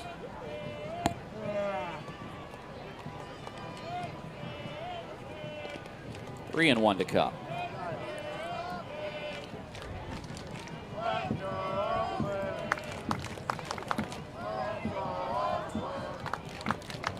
Reached on an error in the first, had a sacrifice fly in the second.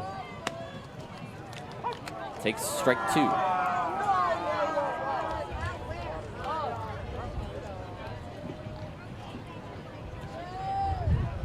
Here's the payoff.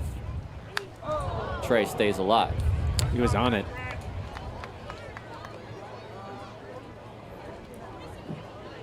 Fastball might have been a touch off the plate, but Trey, who's been reaching a little bit, able to stay alive. That's ball four. That's nice work by Cobb.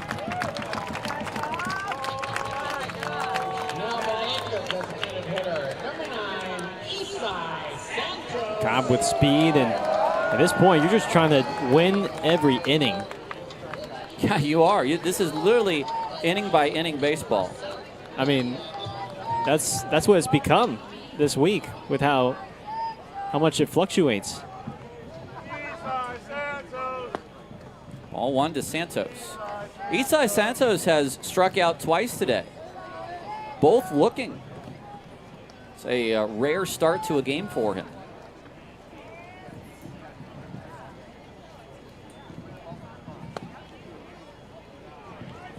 Two and 0.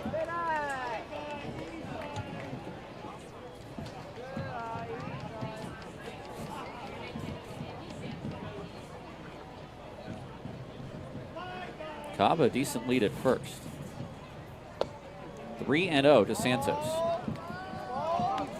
Happy, I'm sure, to try to take ball four in front of Ibarra, who has doubled in a run and hit a solo shot already.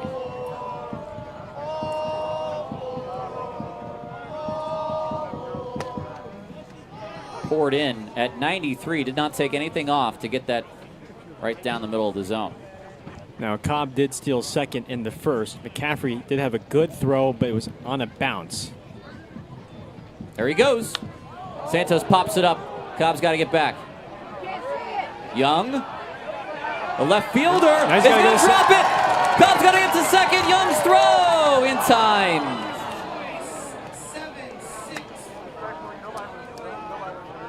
Well, you can't blame Tremaine for booking it back to first, but with how this wind is played today, I mean, no pop-up is just a guaranteed out.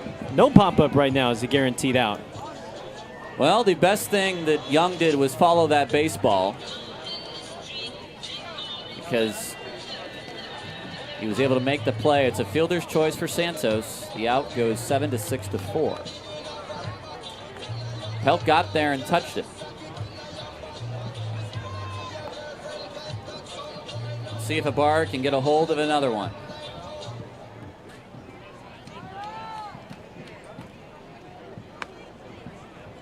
Strike one on the outside. Changeup from Bo that time. A lot more early off-speed pitches. The third time through the order. Santos goes. That's low. It's a good throw, but Santos is safe.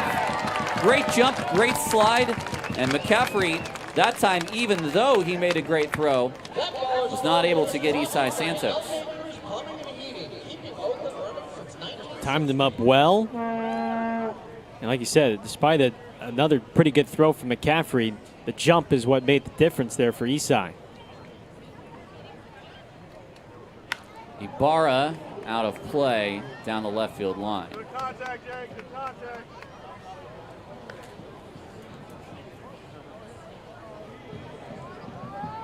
That left fielder in Pelk is really pushed toward left center on Ibarra, trying to catch anything in the alley.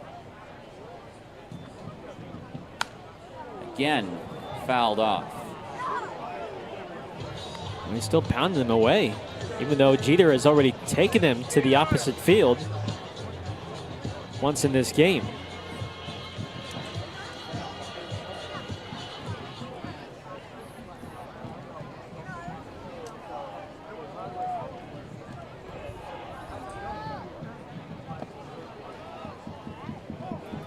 Lays off on the pitch in the dirt.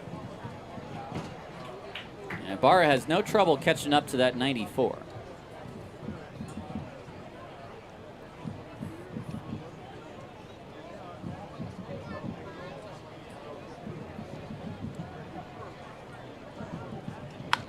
Ground ball. Jablonski makes the best play of the week that he has made at second. 4-3 on the sliding stop, and the inning is over. We head to inning 5, tied at 5 on Ballers TV. The official auto accident attorney for the ball. Merck Sack's got the base back. All right, Ballers fans, it's time for Knocker Baller Knockout. Ollie is on Team Old and Steven is on Team Green. I want to wish Sydney a happy birthday. Lots of birthdays in the crowd today. Best of 3 wins. The goal is to knock each other off your feet. 3, 2, 1, go!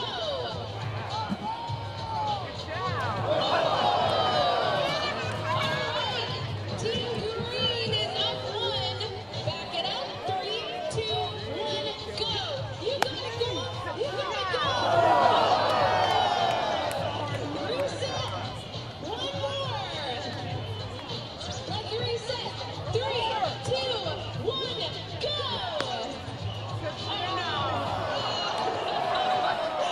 Green is our winner.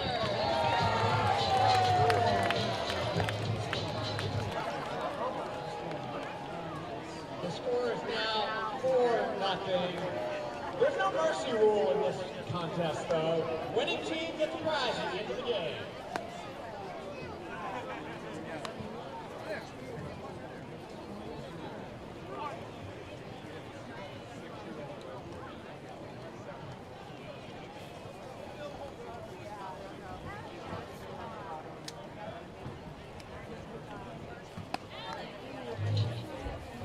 Top of inning 5, tied at 5 on Ballers TV. Tyler Peterson and Gareth Kwok. It's now time for the Columbia Bank Take It to the Bank. Gareth, do you have a gripe for me today? Well, you can take this to the bank. Taking your shoes off during a flight is fine. Whoa! It's acceptable. Here's Matthew Bardowell, who fouls one away. So run me through. So here's a couple of things. Yeah. Slides, shoes, sandals, the whole kit and caboodle? I think shoes. We're talking shoes. Oh, well, yeah, any of those 3, yeah. As long as you're wearing socks.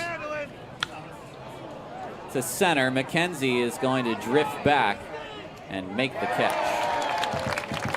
Okay, so you're putting some guardrails on this. Socks, and I would imagine some sort of... Who's on a flight with flip-flops? Do you think... I have seen people go open toe. Okay.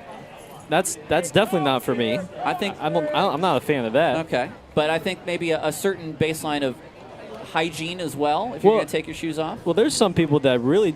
They're strictly no shoes with anything. Like you could be like double socked, and they'll still say no. But... Oh, we have a pitch clock violation on the batter. It's 0-1.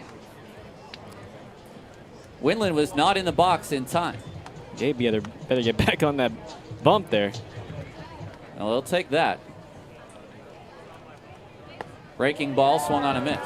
Well, I'm just saying, like, if your feet naturally swell in the middle of a flight, and depending on how long the flight is, if you're going cross country or if you're going to a different continent, you're going to want to give your feet some time to, some relief. So that's why I think it's fine. Swing and a miss on the breaking ball, and a strikeout of Winland. Now, I have done the slide move. I have worn some slides onto a plane, and are you going barefoot or with socks? No, with socks. Oh, okay, and that's fine. I'm not a cretin.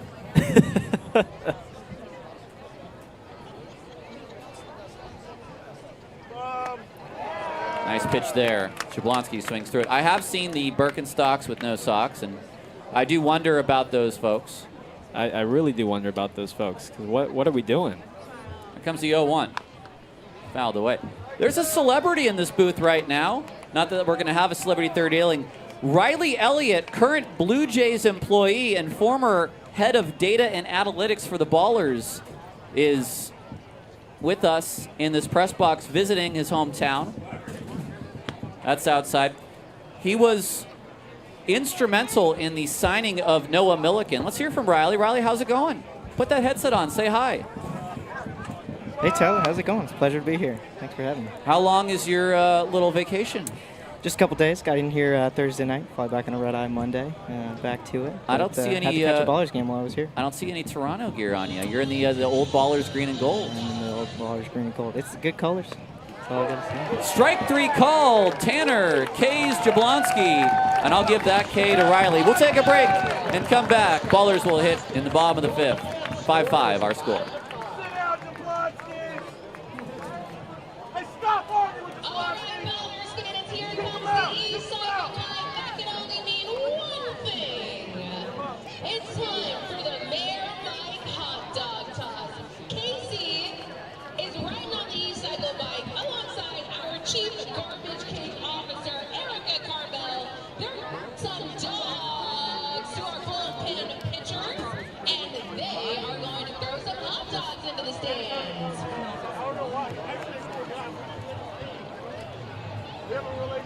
On your feet if you want a hot dog.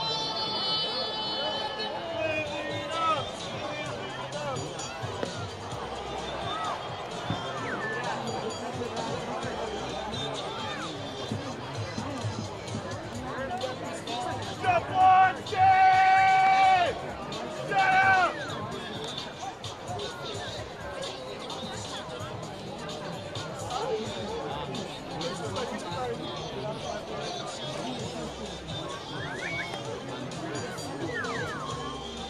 The promo code for today's game is Woody, all lowercase. Good for today only, 30% off future baller games. Oakland Ballers tickets on oaklandballers.com.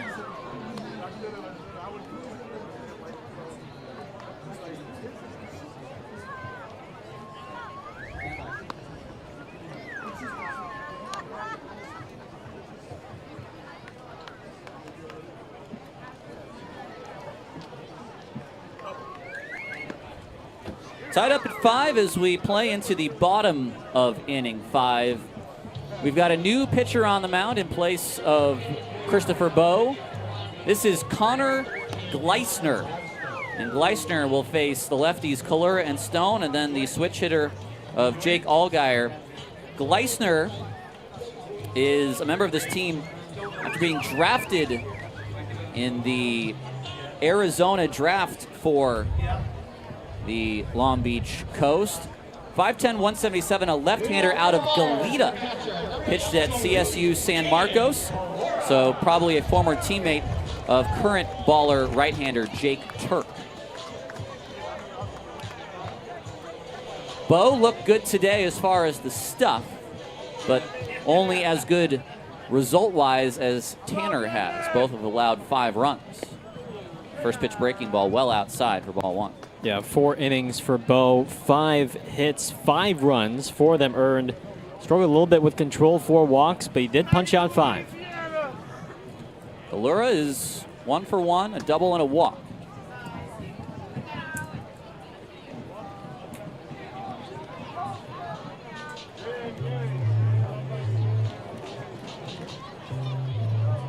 And second pick overall, Gleisner was in that draft. It's 3-0. And right now, a guy coming out of a bullpen who throws 3 straight balls. What do? You do not swing at the 4th pitch.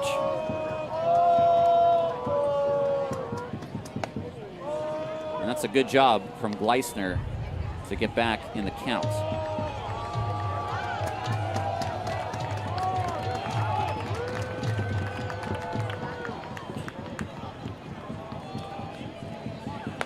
Easy take for Kalura. And it's his second walk. When you were talking about Jake Allgaier's on-base percentage, I think we need to look at Jaden Caloras after today because his is not too far behind. It's the 5th walk overall. 2 of those walks drawn by Calora at first. Stone is 0 for 2. He's had 2 balls in the air. One to shallow left, caught by the shortstop, and one sent a good distance to center field. 5 out of 6 balls for Gleisner. And there's a swing and a miss. Some break coming back toward Damian Stone on that pitch.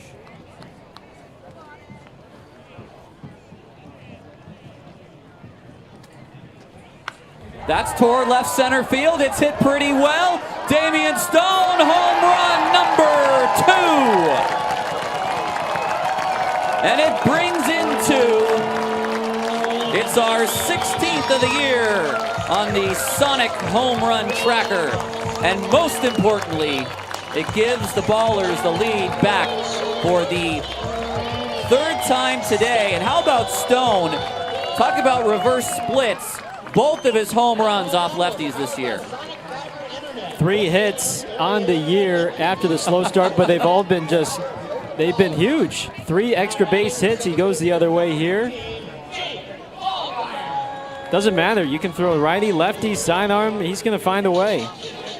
Yeah, you're right. 3 hits, but they've been 2 solo shots and a 3-run triple. A triple. So getting his money's worth, 5 ribbies on 3 hits. Switch hitter Allgaier. Hello. Just keep stacking up these innings. Just winning these innings for Oakland. How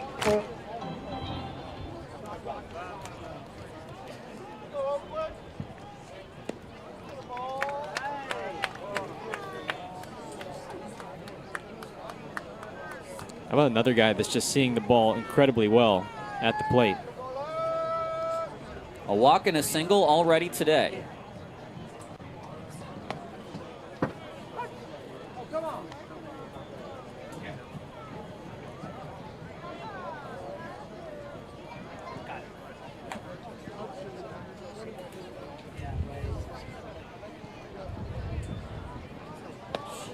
Three and 2.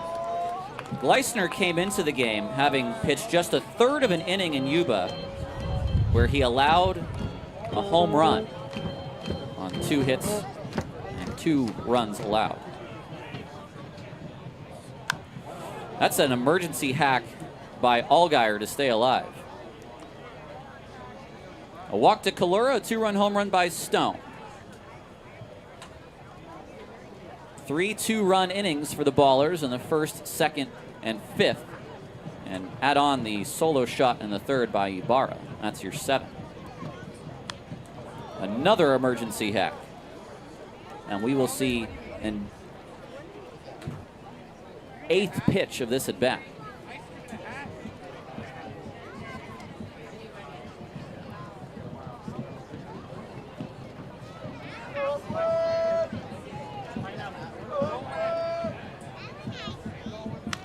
To center field, playable for Corona, who puts it away.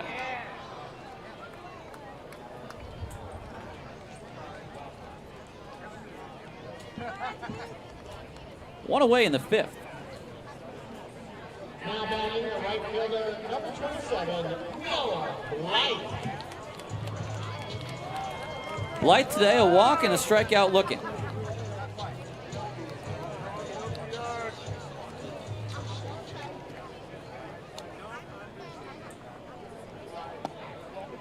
Low for ball 1.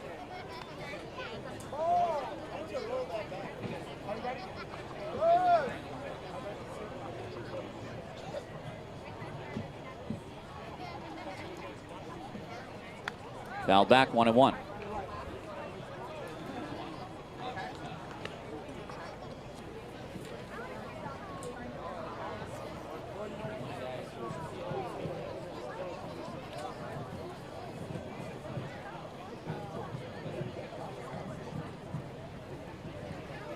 1-1 to Blythe.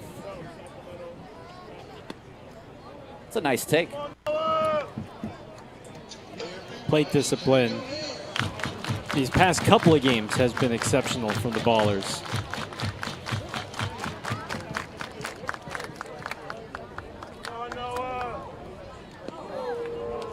Blythe's in there almost like he's trying to really time one up so that he can twist and unload on Gleisner.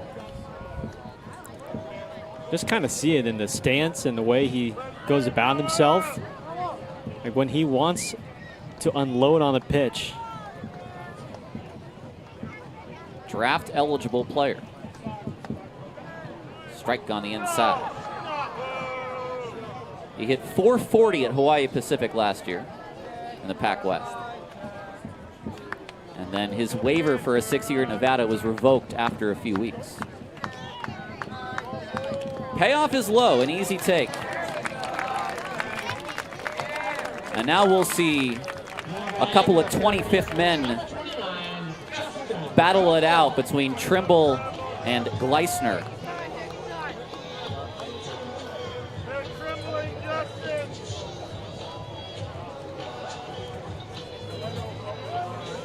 Well, here's Jerome Williams. Now, he's made a few pitching changes so far this year. In this series, we've seen him come out for just chats. We've seen him come out and take the ball. Are they pointing? That's it. He'll make the change here. It's going to be the righty in the bullpen. They'll bring in the righty to face the lefty in Trimble. When we come back, a 2-run shot by Stone has given the Ballers the lead.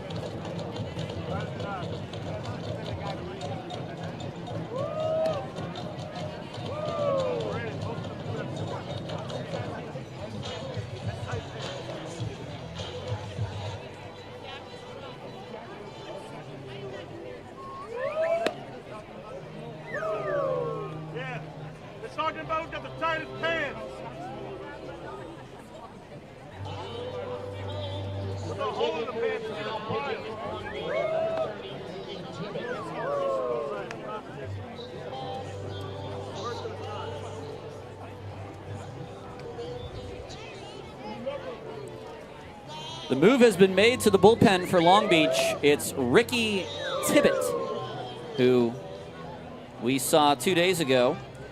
He pitched a third of an inning and allowed the grand slam to Jeter Ibarra. Only 1 run against him, though, from that grand slam.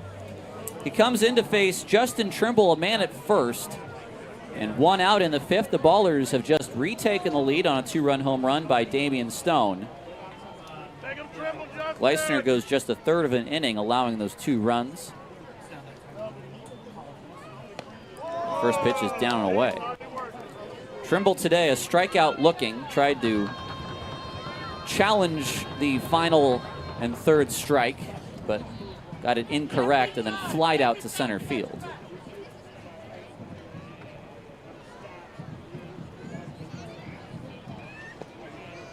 That's a good take from Trimble.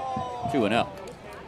Now, I don't know if Jerome Williams and if his patience is running out, but not much of a leash for Gleisner. And almost the message like, hey, I'm not messing around. We need guys who can throw strikes at this stage of the game.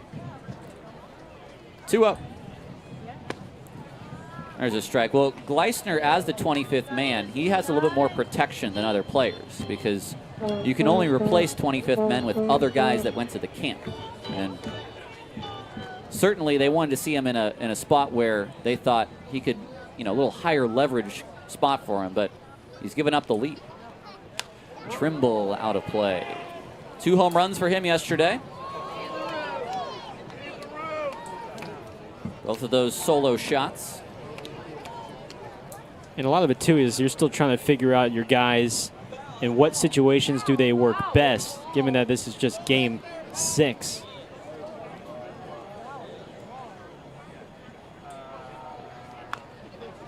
Weekly hits, but on the foul side of third base.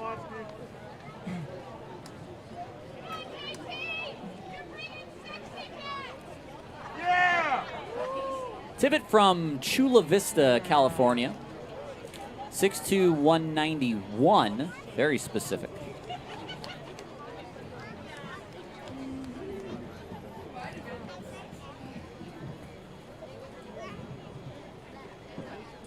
There goes the runner.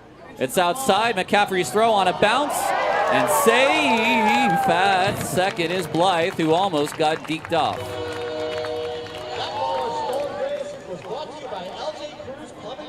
That one was probably the worst of the throws from McCaffrey, who had 2 good ones earlier, but did not give Young much of a chance up the middle. You can see how strong his arm is, though. And it's very capable behind the plate. Full count pitch, and instead, a step off.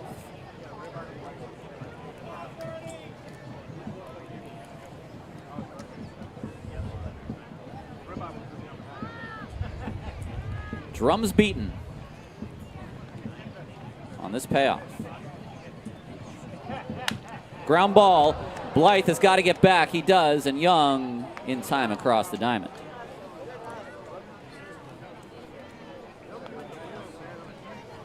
Nice play by the shortstop, Young. He's got a good glove for the former Lehigh standout. Well, right now, this is the most dangerous ninth hitter in the Pioneer League, TJ McKenzie.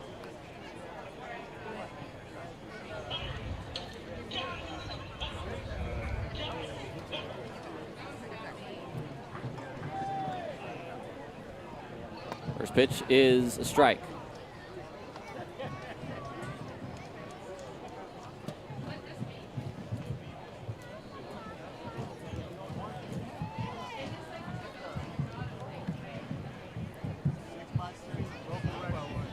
Blythe, a lead at second. It's a pretty good one. McKenzie down the line. That is a fair ball. And TJ's going to run. Blythe is going to come home. That is a 16-foot bounced double down the first base line. And it's 8-5. Then TJ McKenzie's got the magic wand going for him. Look at that. Just I think the in. first bounce was foul. It might have been. Look at that, just sneak in fair. I mean, can't hit it any better than that. I think that first bounce was foul, and it spun back fair before it got past the bag. How about that? Tremaine Cobb takes a first pitch slider low. That's just that extra little bit of insurance here in the inning that the Ballers really need. All 3 runs on the line of Gleisner.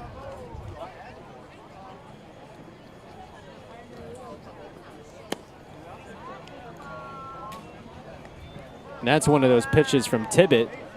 It was a good pitch, and you got weak contact, but sometimes that's baseball for you.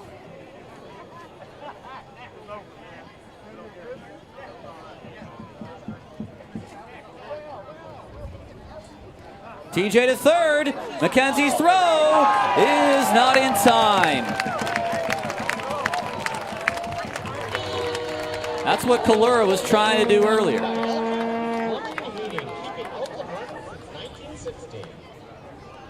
It's 3-0 to Cobb. got a base to play with. That's ball 4. Oh, excuse me, a strike.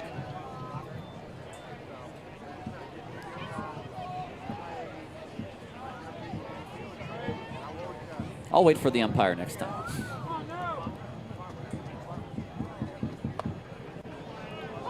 Now 3-2. You did compliment Glenn Ballingall's strike zone earlier today. I know. I should have waited for it.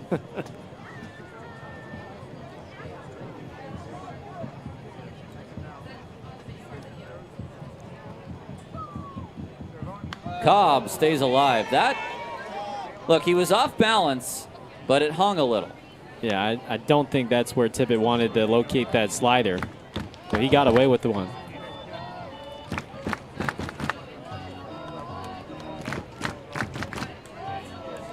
Three-two with the runner, McKenzie at third.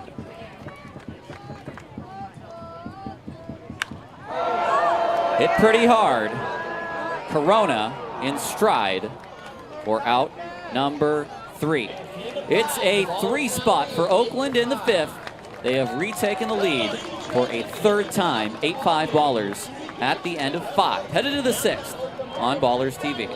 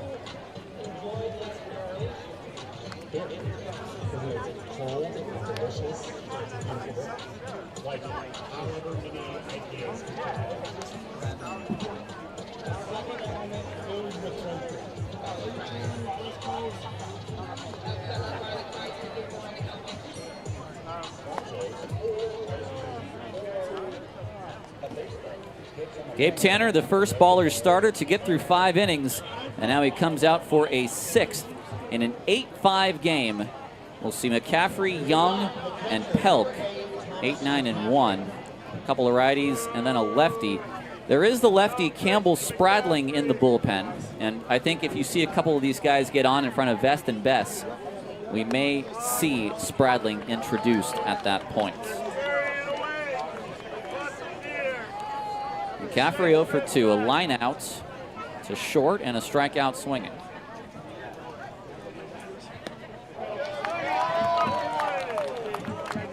.82 pitches from Tanner thus far. So you got the 2 righties, lefty Pelk in the hole with Spradling in the bullpen, the southpaw.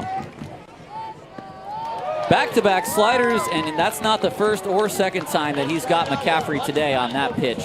2 Ks against McCaffrey, 6 strikeouts overall, and now 3 strikeouts in a row for Gabe Tanner. Young was the first of his strikeouts, and Young also blasted a home run on a pitch that was in on the hands.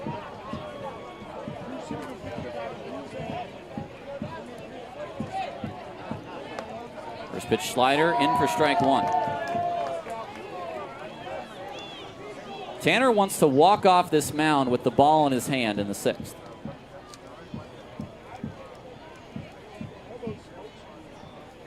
Strike 2 right on the outside. Perfect pitch at 90 miles an hour.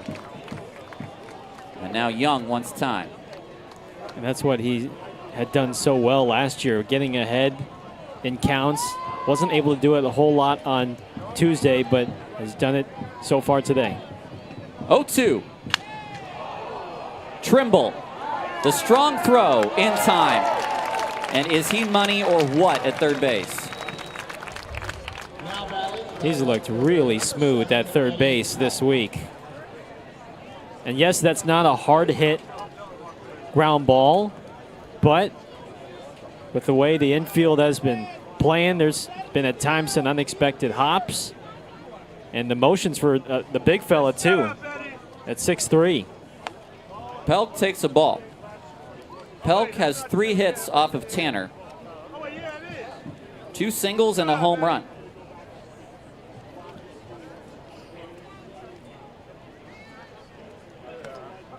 Strike 1.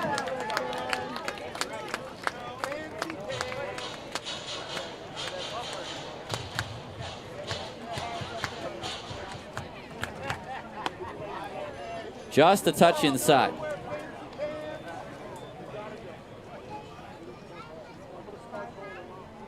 Velo better today for Tanner. A lot more 90s and 91s.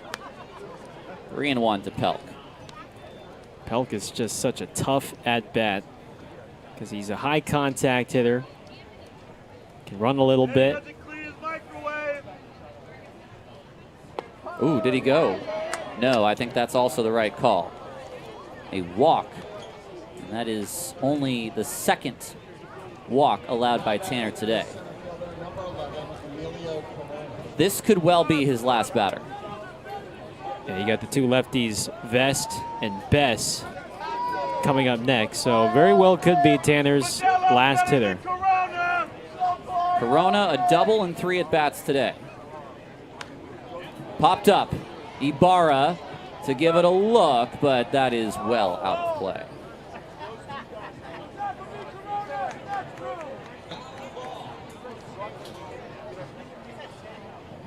Emilio Corona, a home run in his first at-bat in the series.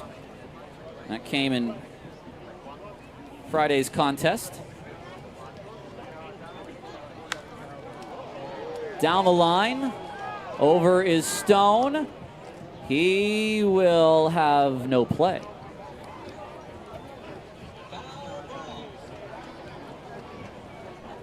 Oh, 2. 95 pitches for Tanner.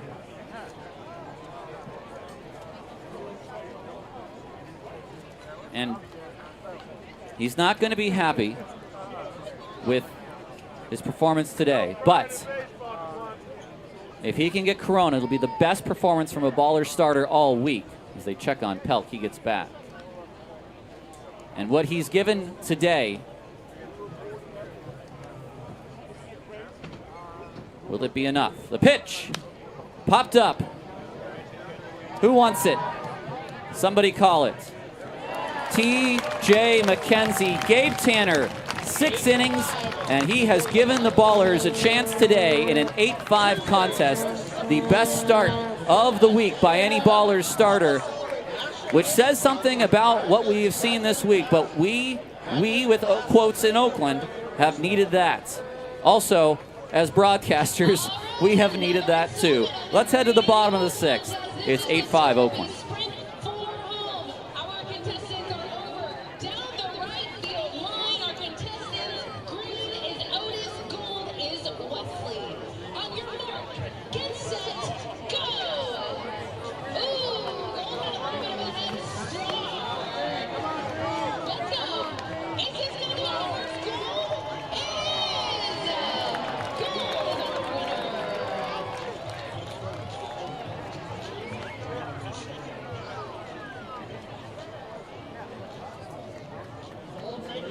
Scoreboard now 4-1.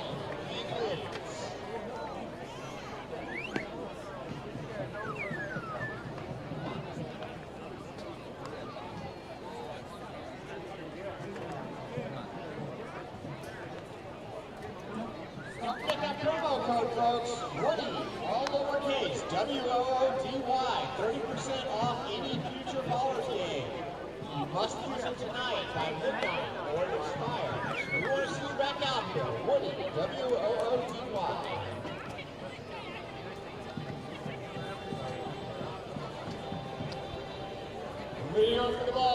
the designated hitter, number 9, Eastside Santos.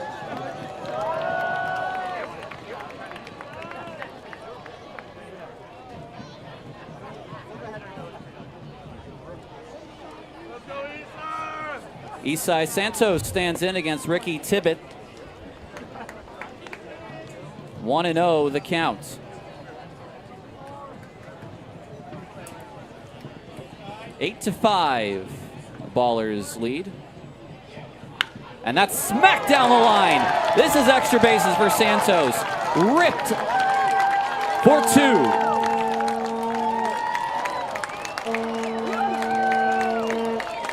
And that's a nice start for Oakland, who need to keep scoring. No question about it. At that time, Tibbett hung a slider middle in. Ripped it hard to right into the corner. And we've just emphasized the inning-by-inning approach for this team.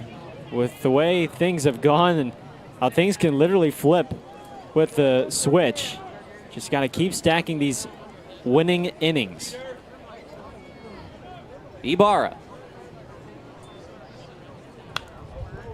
It's that down the line and out of play. Homered off of Tibbett 2 nights ago.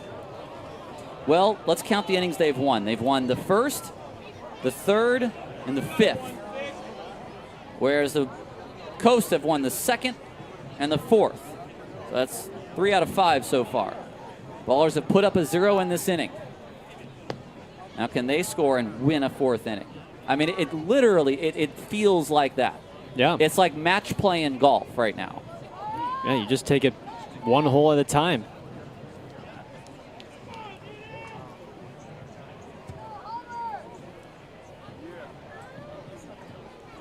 Two and 0. I think Santos is doing a decent job of just bothering Tibbett enough. And Tibbett has to keep his eye on it and switch up his looks, switch up his deliveries. Can sometimes put a little pressure on a reliever. Ibarra chops that foul. That's the nice part about having returners like Santos and McKenzie who can disrupt you on the base paths.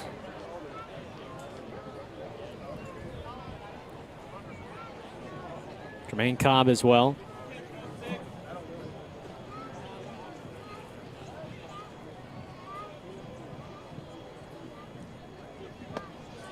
Barra takes ball 3. That's a pretty good take. That's one that I don't even know if Ibarra uses a challenge, because no outs, you put that challenge in your back pocket. So we'll take the call from the umpire. Ground ball through the left side. That's a base hit. Holding Santos at third is the skipper, Aaron Miles, and Ibarra has a single through the left side. No need to press your luck right now. Not at all. If they were down 1, if they were down 2, give it a go. Yeah, and I mean, the throw, not necessarily the best one from Pelk. It was up the line, and with Isai's speed, he probably beats it, but why take that risk with no outs? And you have one of the best contact hitters on this team at the plate. A double and 2 walks. Jaden Kalura takes a strike. There has not been a game yet for Jaden Kalura, including San Jose, including San Quentin, where he hasn't showed great bat control as a member of the Oakland Ballers. Fouled away. Do it for those beignets. Got this. Double line crawfish.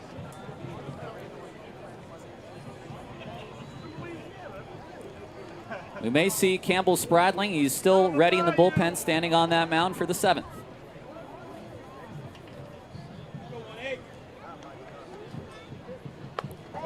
The Ballers, and the Coast for that matter, a much needed off day for all of their arms tomorrow. DND do not disturb for tomorrow. I was going to say, are there ballers who enjoy a little Dungeons and Dragons? There might be. We're still learning. We're still getting to learn these guys. I know there are some fans of chess on the team. Oh, yeah. But baseball is that kind of sport. It is a chess match.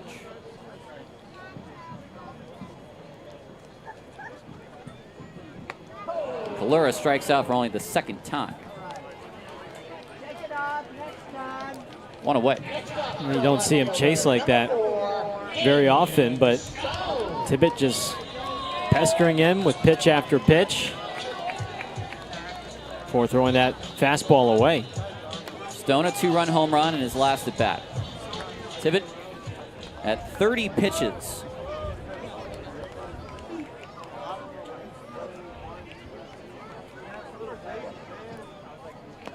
Takes in the dirt.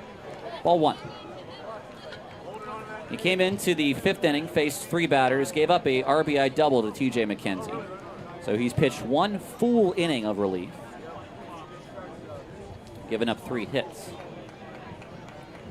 None of the runs have been his, though.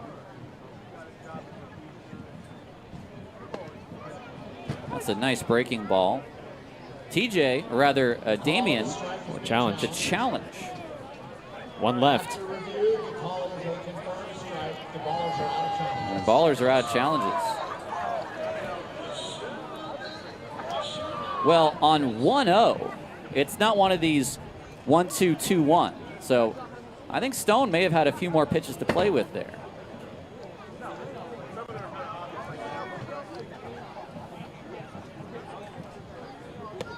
Swing and a miss. And that's where, in the moment, you're not really thinking, oh, how many challenges do we have? You just think instinctively, hey, it didn't look good enough for my liking. I want to challenge this and get it back to a hitter count. Santos at third, Ibarra at first. And Damien's out.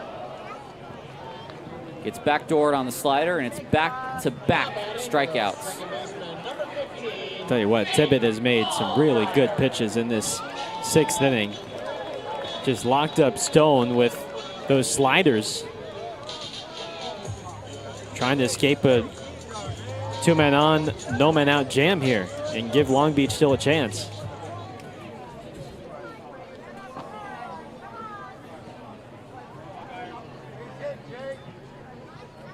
Allgaier takes the ball in the dirt.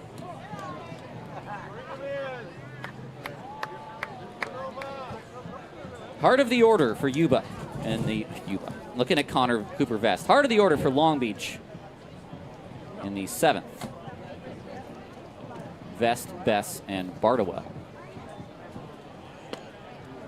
Oh, great take by Allgaier. Boy, is he sealing the ball well right now. Already a walk today. He's also singled and flied out to center.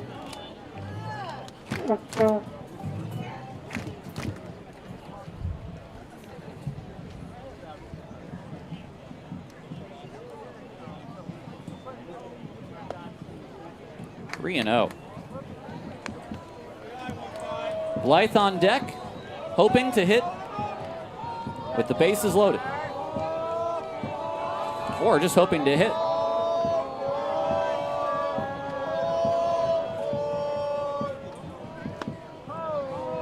Strike 1.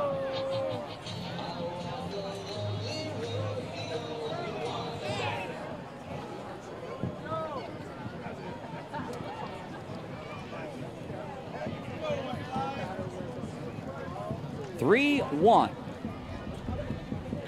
to left field. This is high. It's deep, and it's gone.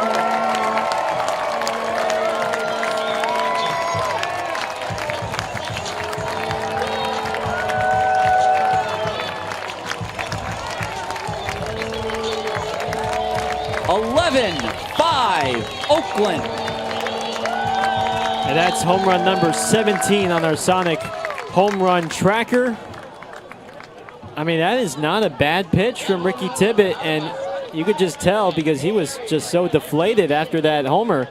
But credit Allgaier for digging it out and sending it where everyone has been sending it this week, to the opposite field. Well, I said, remember, Noah Blythe just hoping to hit with the bases loaded or hoping to hit at all. Well, he doesn't hit with the bases loaded. He hits with no one on base, which I'm sure he's just as happy to do so. I don't think he's complaining. Here's the issue, though. Don't take a breath yet. Still keep up the tense energy. Especially you got the big boppers for Long Beach dude up. Do not get comfy. No. Don't worry, I'm not getting comfy.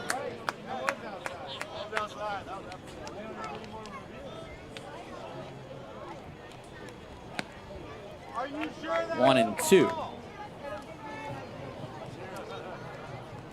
Solo shot, a 2-run shot, and a 3-run shot consecutively. 3 home runs today.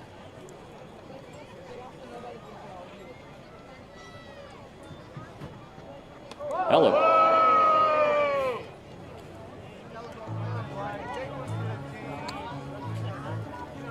Tibbet has given up a grand slam and 3-run shot in this series.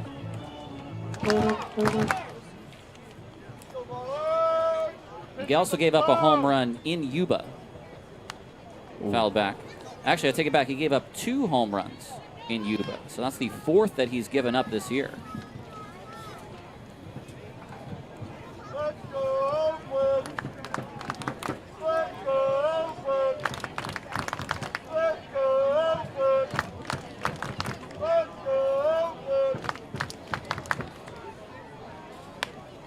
Slowly hits. Winland. It's not in time. It gets away. Blythe is going to get to second. I think he was going to beat that throw anyway. Let's watch that again. Winland threw that ball like Benji Molina was running. Look at Blythe busting down the line. Blythe is going to beat that out. That's a single and an E5. Well, my thing, too, is why is Winland taking so long to get rid of the baseball? He was that was such a nonchalant attack and approach to the ground ball. And you credit Blythe for hustling, but he just took way too long. Get rid of the baseball. Ball 1. I mean, he trusts his arm, and I don't think he was going to get him, even with how strong that throw was. Yeah, all credit. I mean, Noah Blythe, head down, sprinting to first. 100%. He gets himself a base hit. Well, that just makes it even more deflating for Tibbet. You get a weak ground ball at the third, and Winland takes too long. It's the second error for Long Beach.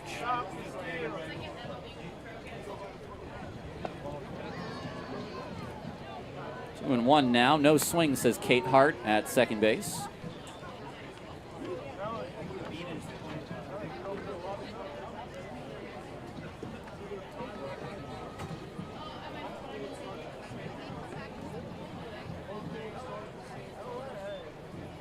Trimble thought about it. Well, extra outs, extra pitches. Again, I will chalk it up to first week rust for everyone. Spot everyone a week. Trimble walks.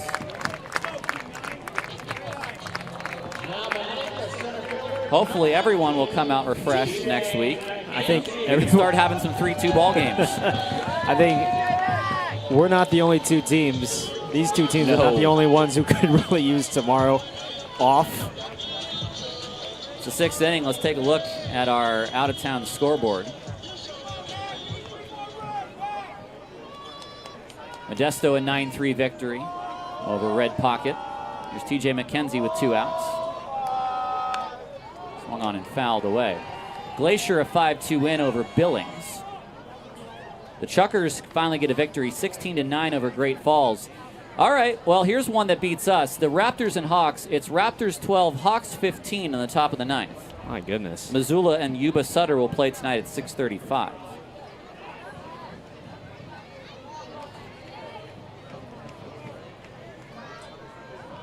Swing and a miss, 0-2.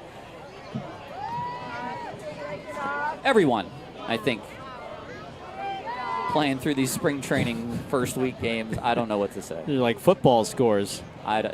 Couple of field goals. Listen, when you go on the road into Montana, oh yeah, I'm not going to blink an eye if you come back with scores like this. It's all these games in California the team is going to play as McKenzie strikes out looking.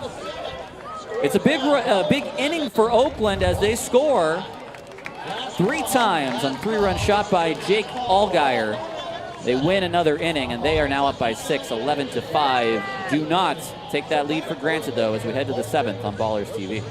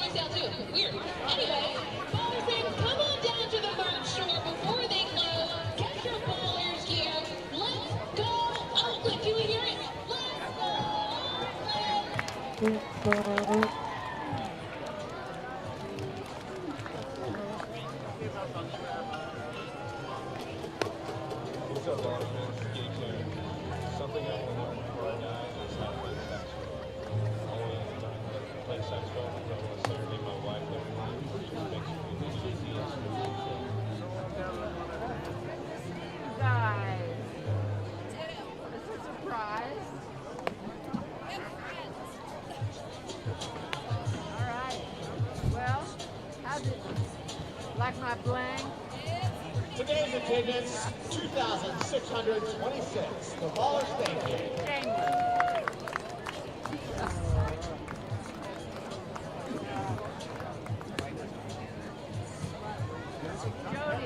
Jody, how did the Roots do the other night? Aaron Miles, coming in for the Ballers. 7th inning here from Raimondi Park.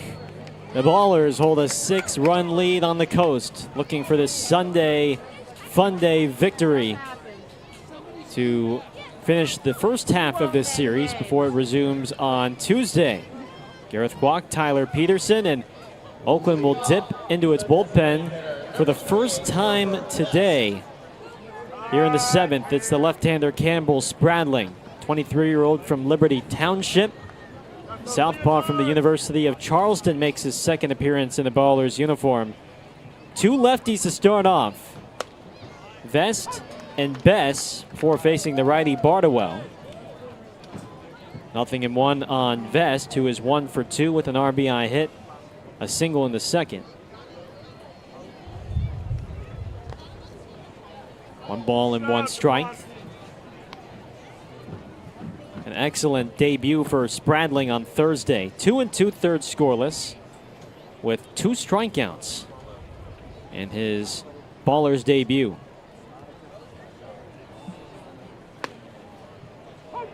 Fastball clips the outside. It's 1-2.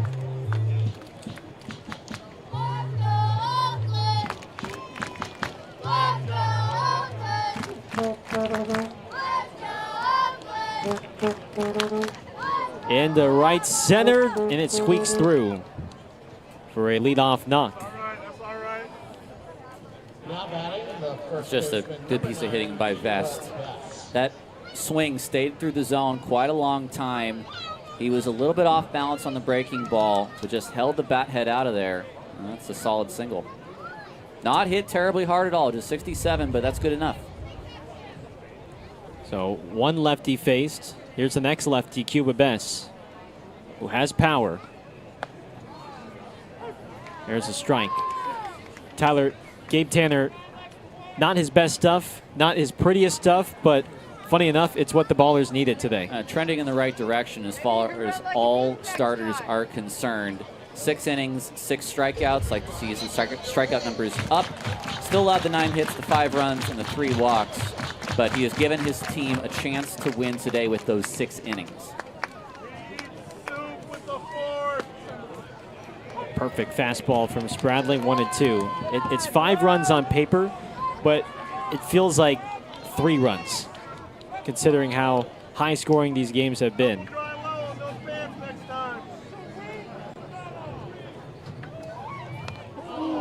Did that hit him or the bat? It's the bat. I mean, if Bess wanted to try to make a meal of it, he could, but he did not. So it's a foul ball. Well, thank goodness.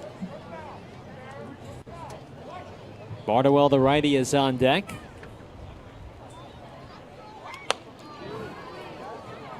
Just outside, 2-2. You can see the twitch from Bess on that 91-mile-an-hour fastball.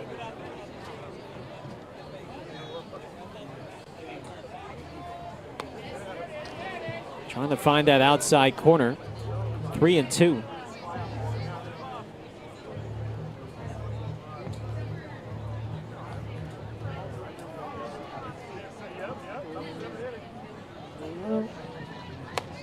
And he struck him out.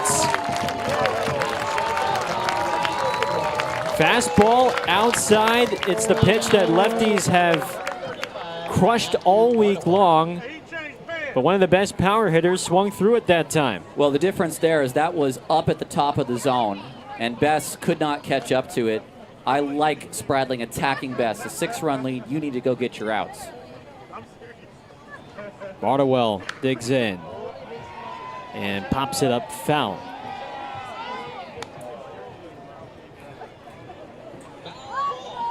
"50 runs between the two sides these first 2 games."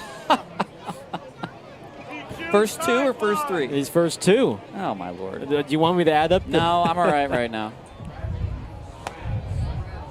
66 if you're counting these. If you're counting these, the 16 runs today. 12-11 on Friday. 15-12 yesterday. Yeah, you got it.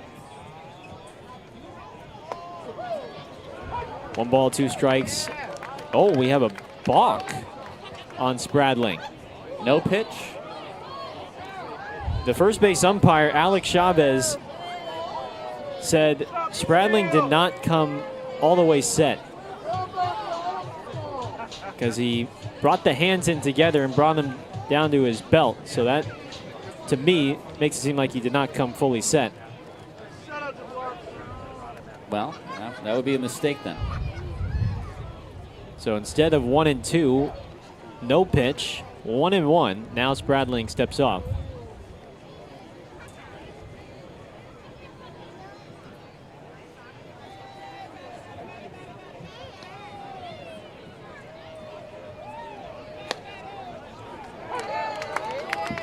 Now 1-2. And that was a changeup. Fastball in the low 90s. He's got a sweeper and a changeup. Fly to shallow left center. McKenzie 2 down.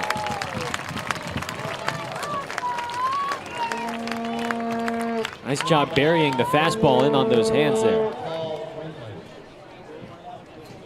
I would not be surprised with the innings that Spradling threw on Thursday if he's just not left out there so long as he is effective. It's a stacked lefty lineup today. There's Wendland. Wendland homered in the second off of Tanner. One of the few lefties to pull the ball for the homer into the bullpen and right. Just off the corner. Fleur gave it his best frame job. There is still a calling for that even in the days of the challenge. Oh, sure. Especially early in the count, in those non-high leverage situations. Can still steal some strikes. Spradling, who pitched 4 years at the University of Charleston in Charleston, West Virginia. A D2 school where he served primarily as a reliever up until this year, where he was promoted to the rotation.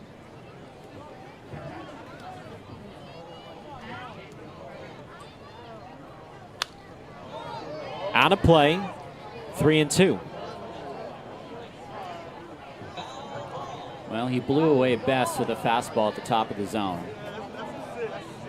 Is that how he attacks Winland, or will they try to get him to fish? Jacob Jablonski is on deck, the switch hitting second baseman. The payoff, not close. Well, it was going to be a fastball and just lost the handle there. So here's Jablonski. Remember what I said about him making an error in the first? He might hit a home run later. Well, he's already hit that homer. Yep. Just not let it be 2.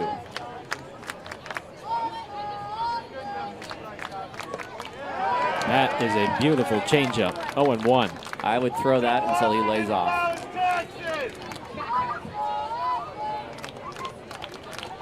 Jablonski, the former Idaho Falls Chucker, 3rd and final year in the Pioneer League. And right back at you with the change. Again, I would throw that until he lays off. He's trying to leave Earth and make this a 3-run ball game. Just keep pulling the string. 6-run lead for the Ballers. 2 strikes. And that is a foul ball. Jablonski backpedaling all the way almost to his dugout. Well, they tried to blow the doors off, 92 up and in, and I think he actually stepped on the baseball. Yeah. Which is why he looked a little off balance there.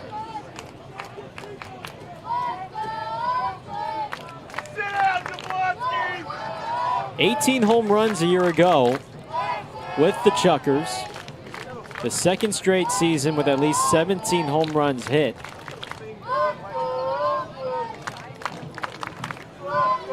No balls and 2 strikes.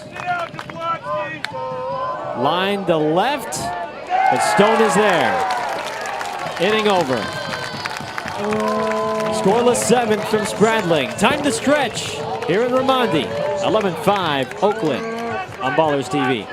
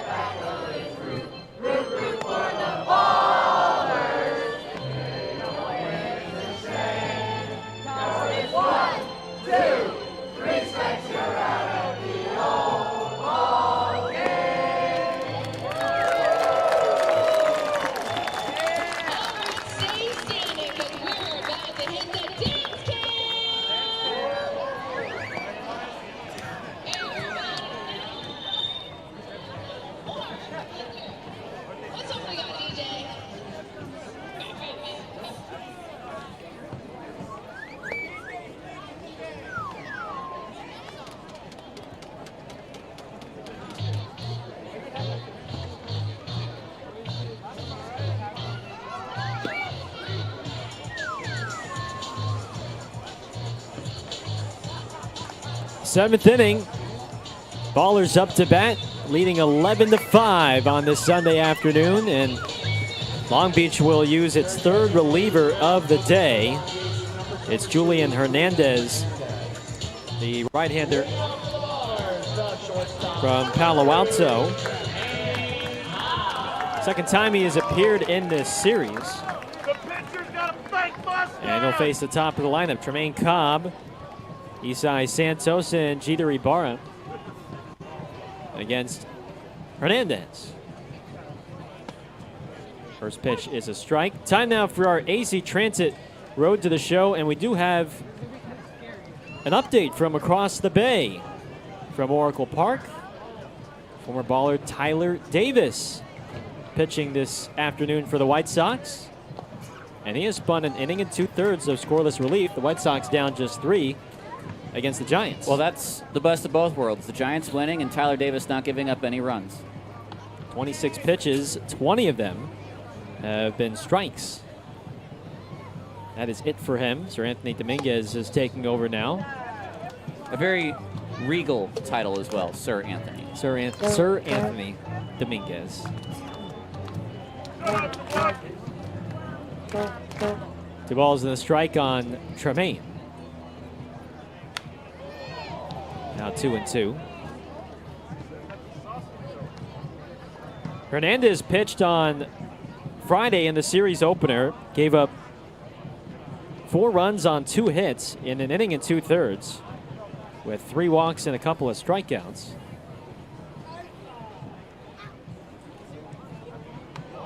Look out. Full count on Cobb, who has not collected a hit, but he's had good at-bats. Reached on an error in the first, a sac fly in the second, a walk in the fourth, and then he hit a hard fly ball to center in the 5th.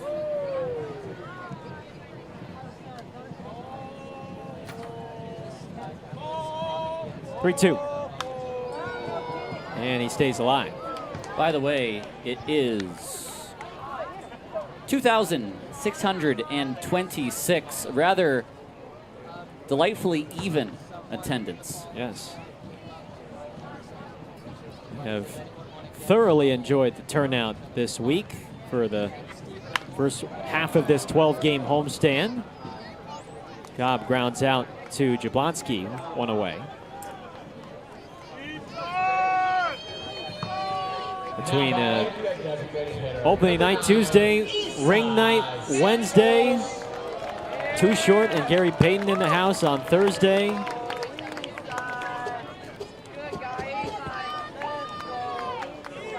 And this afternoon, recognizing Toy Story, with Toy Story 5 coming out next month with our friends at Pixar over in Emeryville.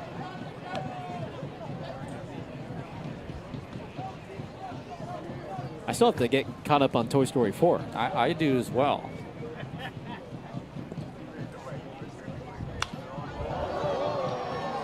This is going to be a long run for Corona, and he makes the catch on the slide. Once he broke back, and once that wind started to knock it down, that was not going to become a routine play. Toy Story 1, I think everybody knows. Toy Story 2 had the whole thing with the airplane conveyor belts in the airport. Toy Story 3 was... I just remember the garbage incinerator scene in that, like... Toy Story 3? Yeah. With the teddy bear. That's when Andy goes to college. I don't think I've even seen Toy Story 3. Are we on 5 now? I know. Is it gonna end there, or are they gonna keep extending the franchise? Now, I did see the trailer for the 5th fairly recently, and I think it's a good one. It's the toys versus the lily pad. Yeah, the iPad surrogate. The battle for child's attention supremacy. Is it bad as a Star Wars fan that I don't have much interest in seeing the new Star Wars movie? I didn't even know there was a new one coming out. Well, there you go. I don't think that's you. I just think, has the marketing just not been there? The Mandalorian and Grogu. Okay. I love The Mandalorian. Yeah. It's just, Yeah. I'm getting a thumbs down from PETA. Also, join us for Star Wars Day later in our season, by the way. 2-2 on Ibarra. I think you can be a fan and still have your own opinions. Oh, that hit the top of a Range Rover, but luckily it did not find glass. I think those things are built for a little bit of ruggedness. Yes. If that was maybe a foot shorter, that is a cracked rear windshield. 1-2-3 inning for Hernandez. And we go to the 8th. 6-run lead, Ballers on Ballers TV.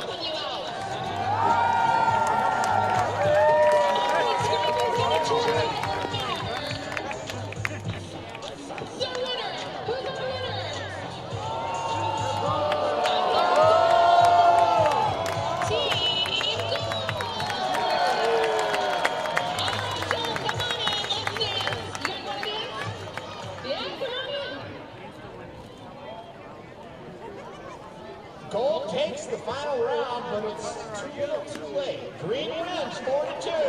Green team picking up the prize on the way out the door. 8th inning here in West Oakland. Ballers ahead by 6 on the coast. And the second reliever for Oakland comes in today. It's the right-hander Valek Cisneros, 25-year-old from Clinton, Oklahoma. And he will make his third appearance as a baller this season.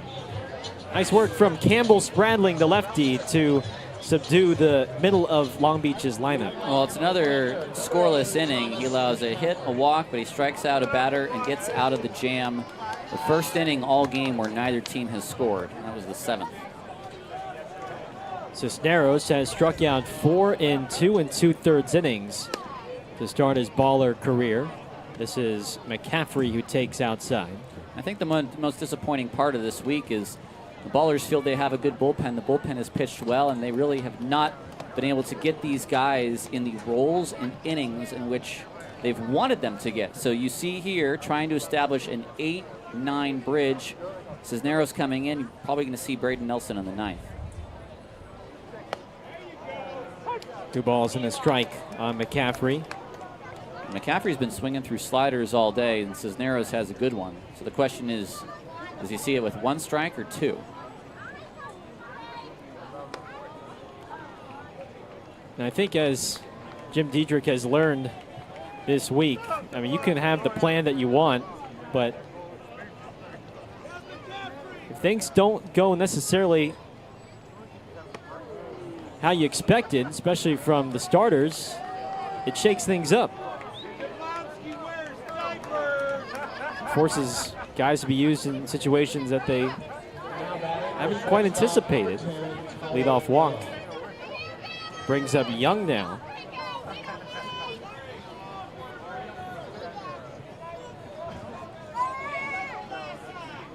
Young homered in the 4th. Whoa. And he is way out in the front there. Cisneros, who pitched at Central Oklahoma last year. This is his first full professional season.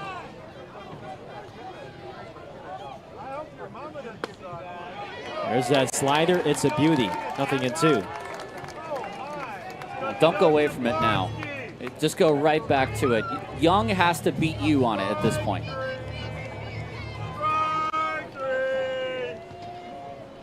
0-2. The time he laid off. Cisneros struck out 120 batters in 88 and a thirds innings while at Central Oklahoma. And Young can't connect on the slider. 1 gone in the 8th. That's good work. It's his best pitch. Why go to the fastball when Young has not proved that he can hit it yet? How's your circulation? Here's Eddie Pelk. You gotta read the label, man. Been a Trouble problem time all low. series so far. He's reached base 4 times today. 3 hits, including a homer and a walk. Rolled foul.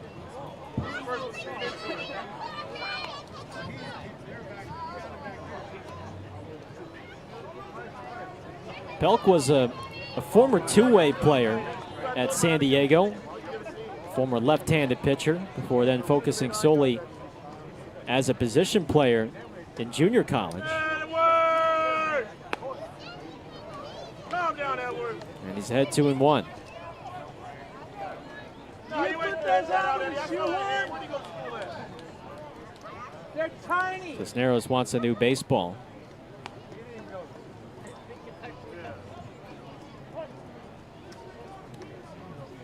Infield is shaded up the middle. And it's 2-2.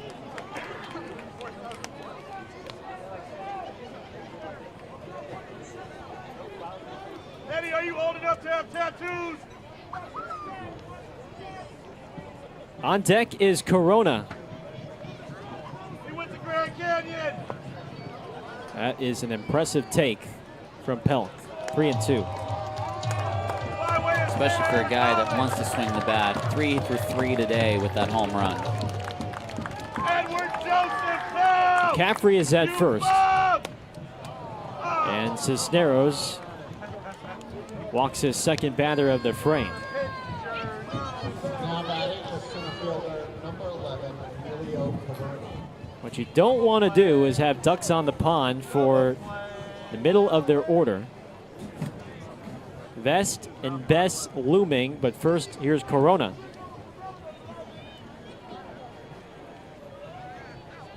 Corona's 1 for 4 with a double. Slider away, ball 1. Well, 16 pitches and 6 strikes.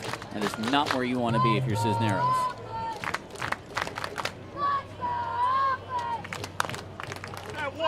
Attacked him with a fastball here. The stuff is there with Cisneros. Mentioned the slider. Fastball has life.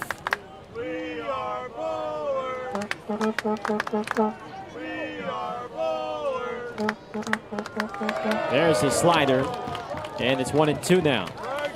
Now you can play around with that slider and get Corona to try to fish again. Remember, it was a sinker in on his hands that he hit out for a home run a couple days ago. Cooper, you pumped your pants. 1 ball and 2 strikes. Got him. Went back to his slider. 2 strikeouts in the inning, and there's 2 down. And he just made their best hitter look like anything but.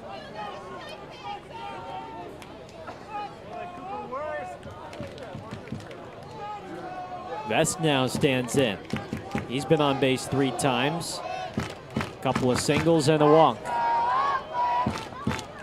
That skips away from Calora, and both runners will advance.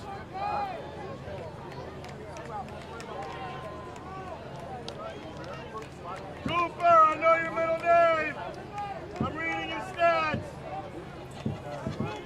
Cisneros received his first stint of professional baseball in Frederick. In the MLB Draft League with the Keys. He's now affiliated with the Orioles.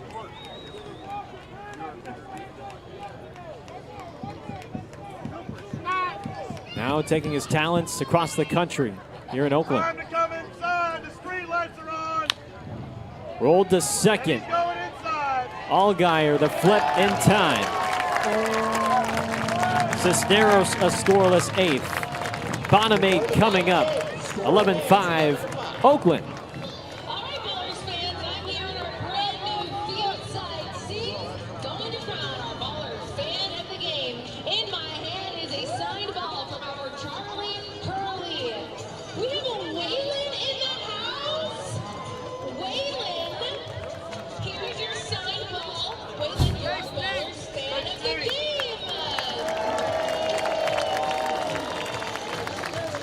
Are these nice seats? Do you like the view? Yes, I really do. Good. I'm so glad you're enjoying your Ballers game. We also have another special birthday shout out we'd like to give to our guy Nathan down here. Nathan, here's a commemorative pin showing your first birthday here, or your 12th birthday here from Mundy Park. Thank you so much. Happy birthday.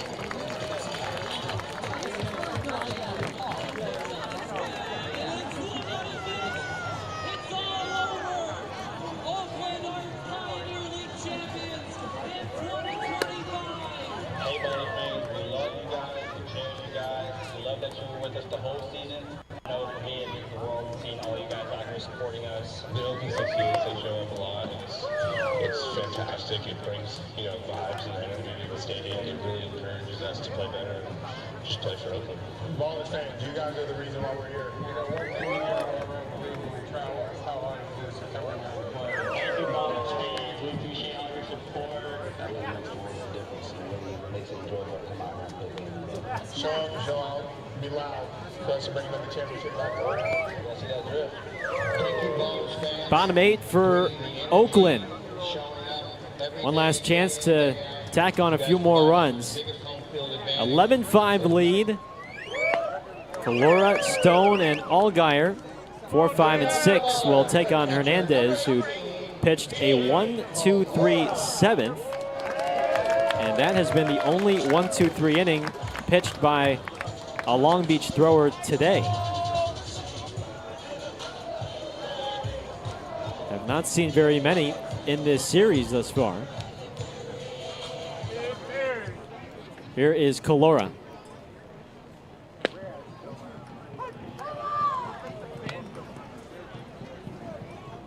RBI double in the first, a walk in the third and fifth, and then he struck out swinging in the sixth.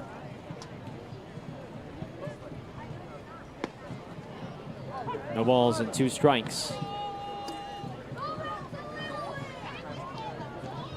Go back to Little League, umpire. Just a gorgeous Sunday afternoon here in Oakland. Our first Sunday game of the season.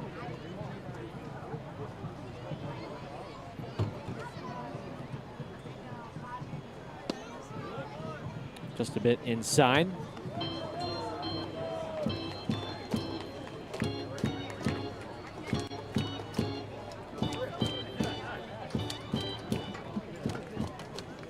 One ball and 2 strikes.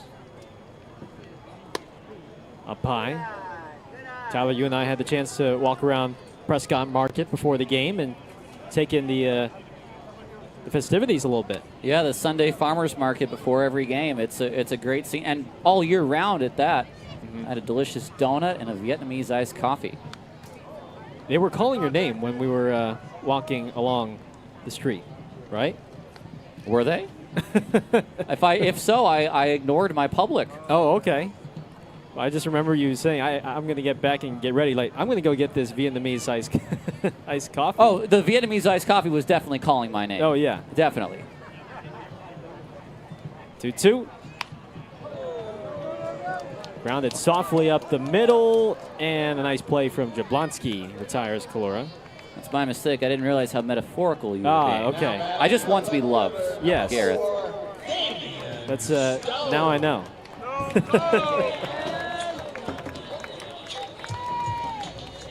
Are you much for Vietnamese iced coffees? I do enjoy me a Vietnamese iced coffee every once in a while. It was getting close to game time, so I didn't want to have to pull a bio. There's a fly in the left. And a nice sliding catch by Pelk. Yeah, that was 2 outs. That was a nice by Pelk. It almost looked like the bottom kind of came out from under him on that slide. I don't think he needed the slide, but he just did it for good measure, I think. I think it might have been the most natural way that he adjusted his body. I will say I'm more of a tea than coffee guy. But who doesn't like a good Vietnamese iced coffee and donut? The fruit looked very enticing at the farmer's market today. Delicious peaches. Yeah, the peaches. I think I had some nectarines. Hit hard to right center. Bardowell makes the play. Nice job from Hernandez. 6 up, 6 down in relief. Ballers 3 outs away from a Sunday afternoon win. It's 11-5 Oakland as we go to the 9th on Ballers TV.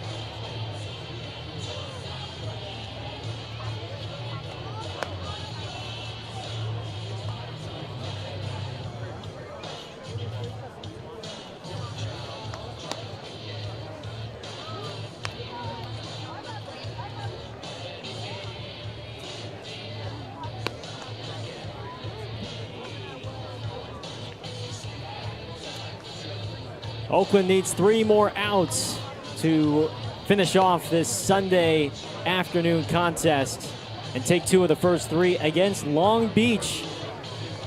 11-5 our score, and Braden Nelson will try and close things out for the Ballers. The second-year baller appears here in the 9th, and he'll face the middle of Long Beach's lineup, Bess, Bardowell, and Winland.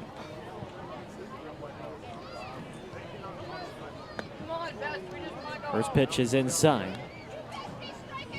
3rd appearance this season for Nelly.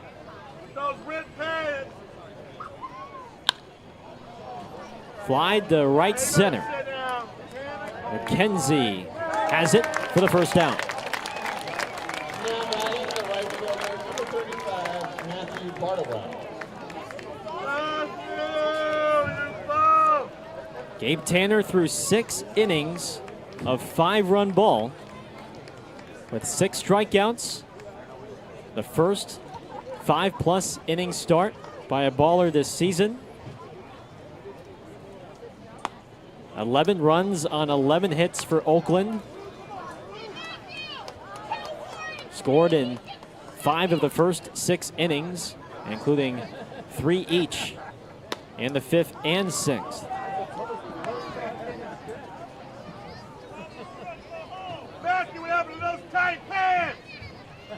Bardowell is 0 for 4.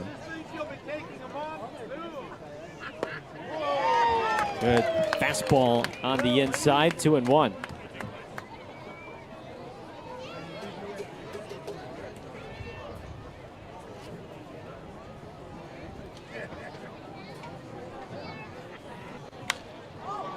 Right field, Blythe, he's got it. 2 outs. Folks, don't forget, when the game ends, kids run the bases. Line up behind the first base dugout. Get your opportunity to run the bases. Tomorrow, an off day. Hope everyone will find some time to enjoy Memorial Day with the ones they love most before we resume this 6-game set on Tuesday night. 6:35 start, right back here at Armandi Park between the Coast and Ballers. And we will be on the air beginning at around 6:15 with Ballers pregame. It was Windland that hit a home run off of Nelson last time these two met. 1-1. Let him fumble. All right, let's take a lot of velocity, everybody. Come on, end it off. Strike! Up the middle, Allgaier, ball game.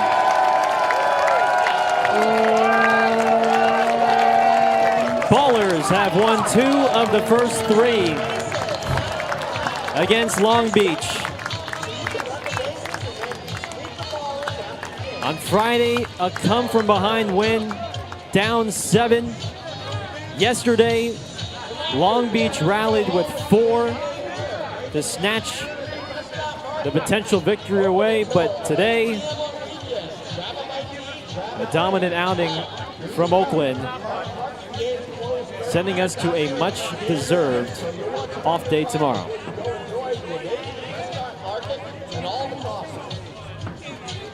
11-5, our final. Gabe Tanner has his first win of the season. 1-1 on the year. Chris Bowe will take the loss. And let's send it down to Aubrey Tolliver, who's with Jake Allgaier. Ballers fans, I am here with our prop chicken player of the game. This is Jake Allgaier. Jake, that 3-run shot really put this team ahead and really put some confidence in the team. Talk about that at bat. Just trying to get a pitch I can hit. He got behind early, so I'm just looking in my zone, trying to hunt something, and he threw it there and just didn't try to do too much and got it out. So, simple. Just trying to keep it simple. You're one of the veterans on this team. You're here on this championship team. What are you trying to take away from last year and as you step into that veteran role? Just got to not try to do too much. Just everybody fills their role. I mean, like last year, we just passed the bat around to everybody, and then everyone kept moving it along. So trying to do that at the plate, and then just make all the routine ones in the field like we did last year. So honestly, just trying to have all the energy in the dugout and just not try to do too much. Keep it simple. What's one thing that's standing out in this team that you're seeing early? A lot of the guys, we all love each other. We're only 6 games in, but all the guys get along, and it's a really good group. So I like our team this year. Awesome. Great game, Jake. Here is your gift card to Proposition Chicken. Thank you so much. Tyler, back to you. All right, thank you so much, Aubrey. Jake Allgaier, rightfully so, with the 3-run homer in the 6th. He reached base 3 times, and he has been seeing the ball exceptionally well at the plate. We'll take a timeout. 11-5, Ballers victorious over the Coast. We'll be right back. That's going to be down the first base dugout. That's our home dugout. We're super excited for kids running the bases. This is the best day in the ballpark. Make sure you stick around after your kid runs the bases as well, because your Ballers are going to be signing autographs after the game like they did every Sunday last year, and we're picking it up again this year. All right, let's get those kids rolling.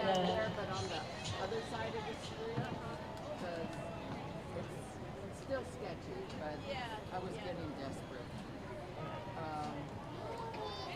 You guys brought some good luck today. I understand they were up up by a few last night, and then lost it in the night.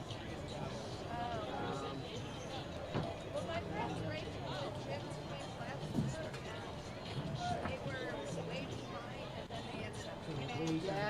Yeah. But it's all a new team, and the team that was here today, they're a brand new team also.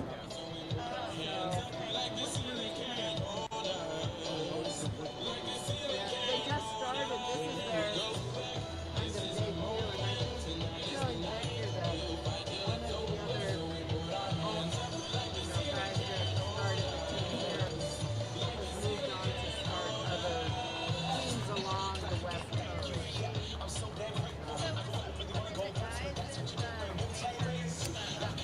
Ballers win it over the coast 11-5. And they have taken 2 of the first 3 against Long Beach heading into tomorrow's off day on Memorial Day Monday. We welcome you back inside along with Tyler Peterson. I'm Gareth Kwok. Tyler, this is the Ballers that I think a lot were expecting to see maybe the first couple of games, but this was the type of display that they wanted. Well, Gabe Tanner went 6 innings. We just wanted to see a starter get through 5 once. He did it.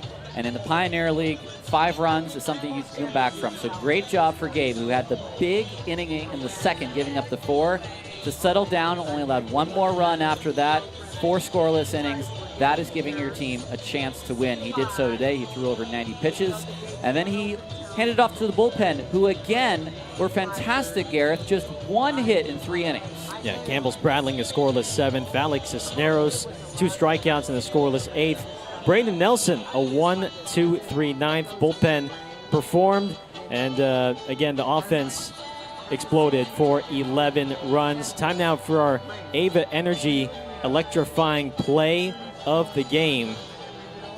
I'm going to go with Jeter Ibarra's homer I'm going to give it center field, a 400-foot blast, because it wasn't to where everyone's been hitting it to straightaway left or to left center. That was almost a straightaway center, maybe a little off to left center, but that was a true display of some power for a guy that's been raking to start the year. And it was the second lead Oakland took, and that started off the 3rd inning, and that's the answer back and forth that you wanted. You wanted the Ballers to win more innings than they lost today, and they did.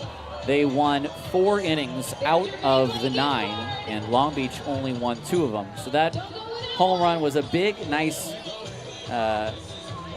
getting the lead back moment. I think it helped Gabe Tanner along his start today to see his team back in with 2 in the 1st, then 2 in the 2nd, 1 in the 3rd, 3 in the 5th, and then after the 6th, 3 more, and then no one scored after that. Ibarra, 3 hits. He's got 8 hits so far as a Baller, and 5 of them have gone for extra base hits, including 4 homers. That's our Ava Energy electrifying play of the game. When we come back here on Ballers Postgame, we'll take a look around the Pioneer League, scores across the league and across Major League Baseball before we wrap things up and look ahead to Tuesday when the series continues. Ballers Postgame continues after this.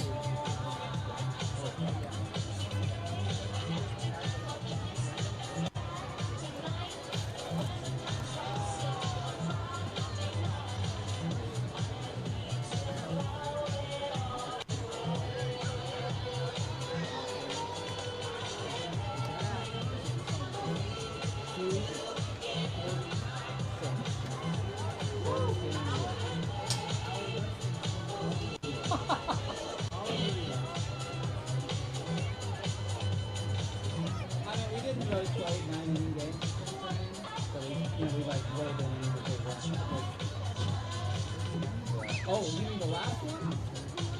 Oh, good boy. Look at that.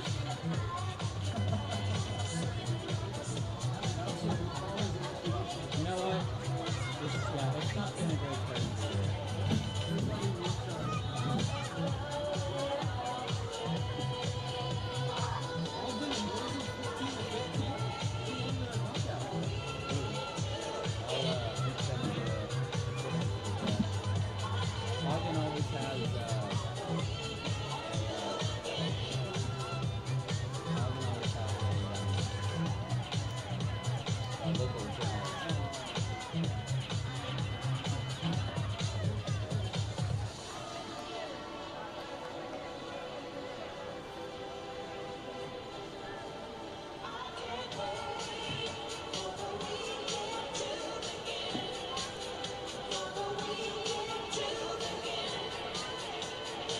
Ballers postgame continues here from Raimondi Park. Once again, Oakland defeats Long Beach 11-5, and they have won 2 of the first 3 against the Coast. Both teams now sit at 3-3 through the first week of the 2026 season. Let's get you some scores around the Pioneer League, beginning with a couple of finals. Idaho Falls gets its first win of the season with a 16-9 victory over Great Falls. And so that means Great Falls no longer, or rather Great Falls now 5-2 on the year. Modesto remains undefeated, a 9-3 win over Red Pocket. Roadsters are now 6-0, and for, unfortunately, Red Pocket, they are 0-6. Still looking for their first win. The Ballers will host the Red Pocket Mobiles this next weekend. Glacier defeats Billings 5-2 from Billings, and Ogden and Boise, what a barn burner that was. A 15-15 tie after 9 innings. And so that means the game went into a knockout round, a home run derby, and we're trying to figure out who won the home run derby. I'm going to have to check to see if they have a replay of the game. It does not look like they have, but I'm going to try to bring up the HTN broadcast to see if I can watch the end of that game so we can actually give you the score from that game. But let's give you some major league scores while we wait to find out that information. It was a final in Baltimore. Orioles beat the Tigers 5-3. The D-backs, a 9-1 victory over the Colorado Rockies. The Astros beat the Cubs 8-5. The Giants just finished off a victory over the White Sox 8-5. Caleb Killian got his 3rd save of the day. The Dodgers, a 5-1 win over the Brewers. The Royals beat the Mariners at home. The Marlins, a 4-0 shutout of the New York Mets. The Yankees, a 2-0 victory over the best team in the American League. Those are the Tampa Bay Rays.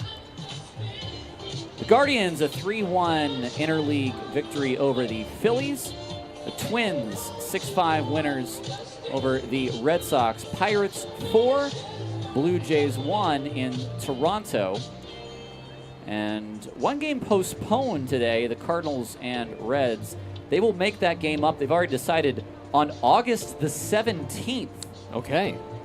I don't even want to start thinking until August yet. 3 games still in play. The second of a doubleheader in Baltimore.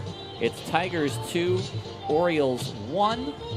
And then the Nationals, a 1-0 lead over the Braves. That game right now is delayed in the top of the 7th. And then the last game still in play, the Oakland Athletics of West Sacramento at 26-26. They are leading the San Diego Padres 5-2. And one game still to play, the Rangers and Angels. It's going to be looks like a 4 or 5 o'clock start between those two. And I do have confirmation that the Boise Hawks beat the Ogden Raptors in a thrilling 15-15 win. I don't have the stats on the knockout round, but it was Boise who won. Well, thank goodness for Boise, because they blew a 14-2 lead through 5 innings. Ogden outscored Boise 13-1 in the final 4 innings of the game to force that knockout round. So thankfully, they get the win for them in the knockout fashion. We did omit one last score, one last game. Missoula and Yuba Southern tonight, a night contest at 6:35 for the Freebirds. That is going to do things for us on this Sunday here from Raimondi Park. Thanks so much for tuning in. For Tyler Peterson, I'm Gareth Kwok saying so long as the Oakland Ballers take down the Long Beach Coast 11-5. Enjoy the rest of your Sunday and your Memorial Day weekend. And we will talk to you all tomorrow.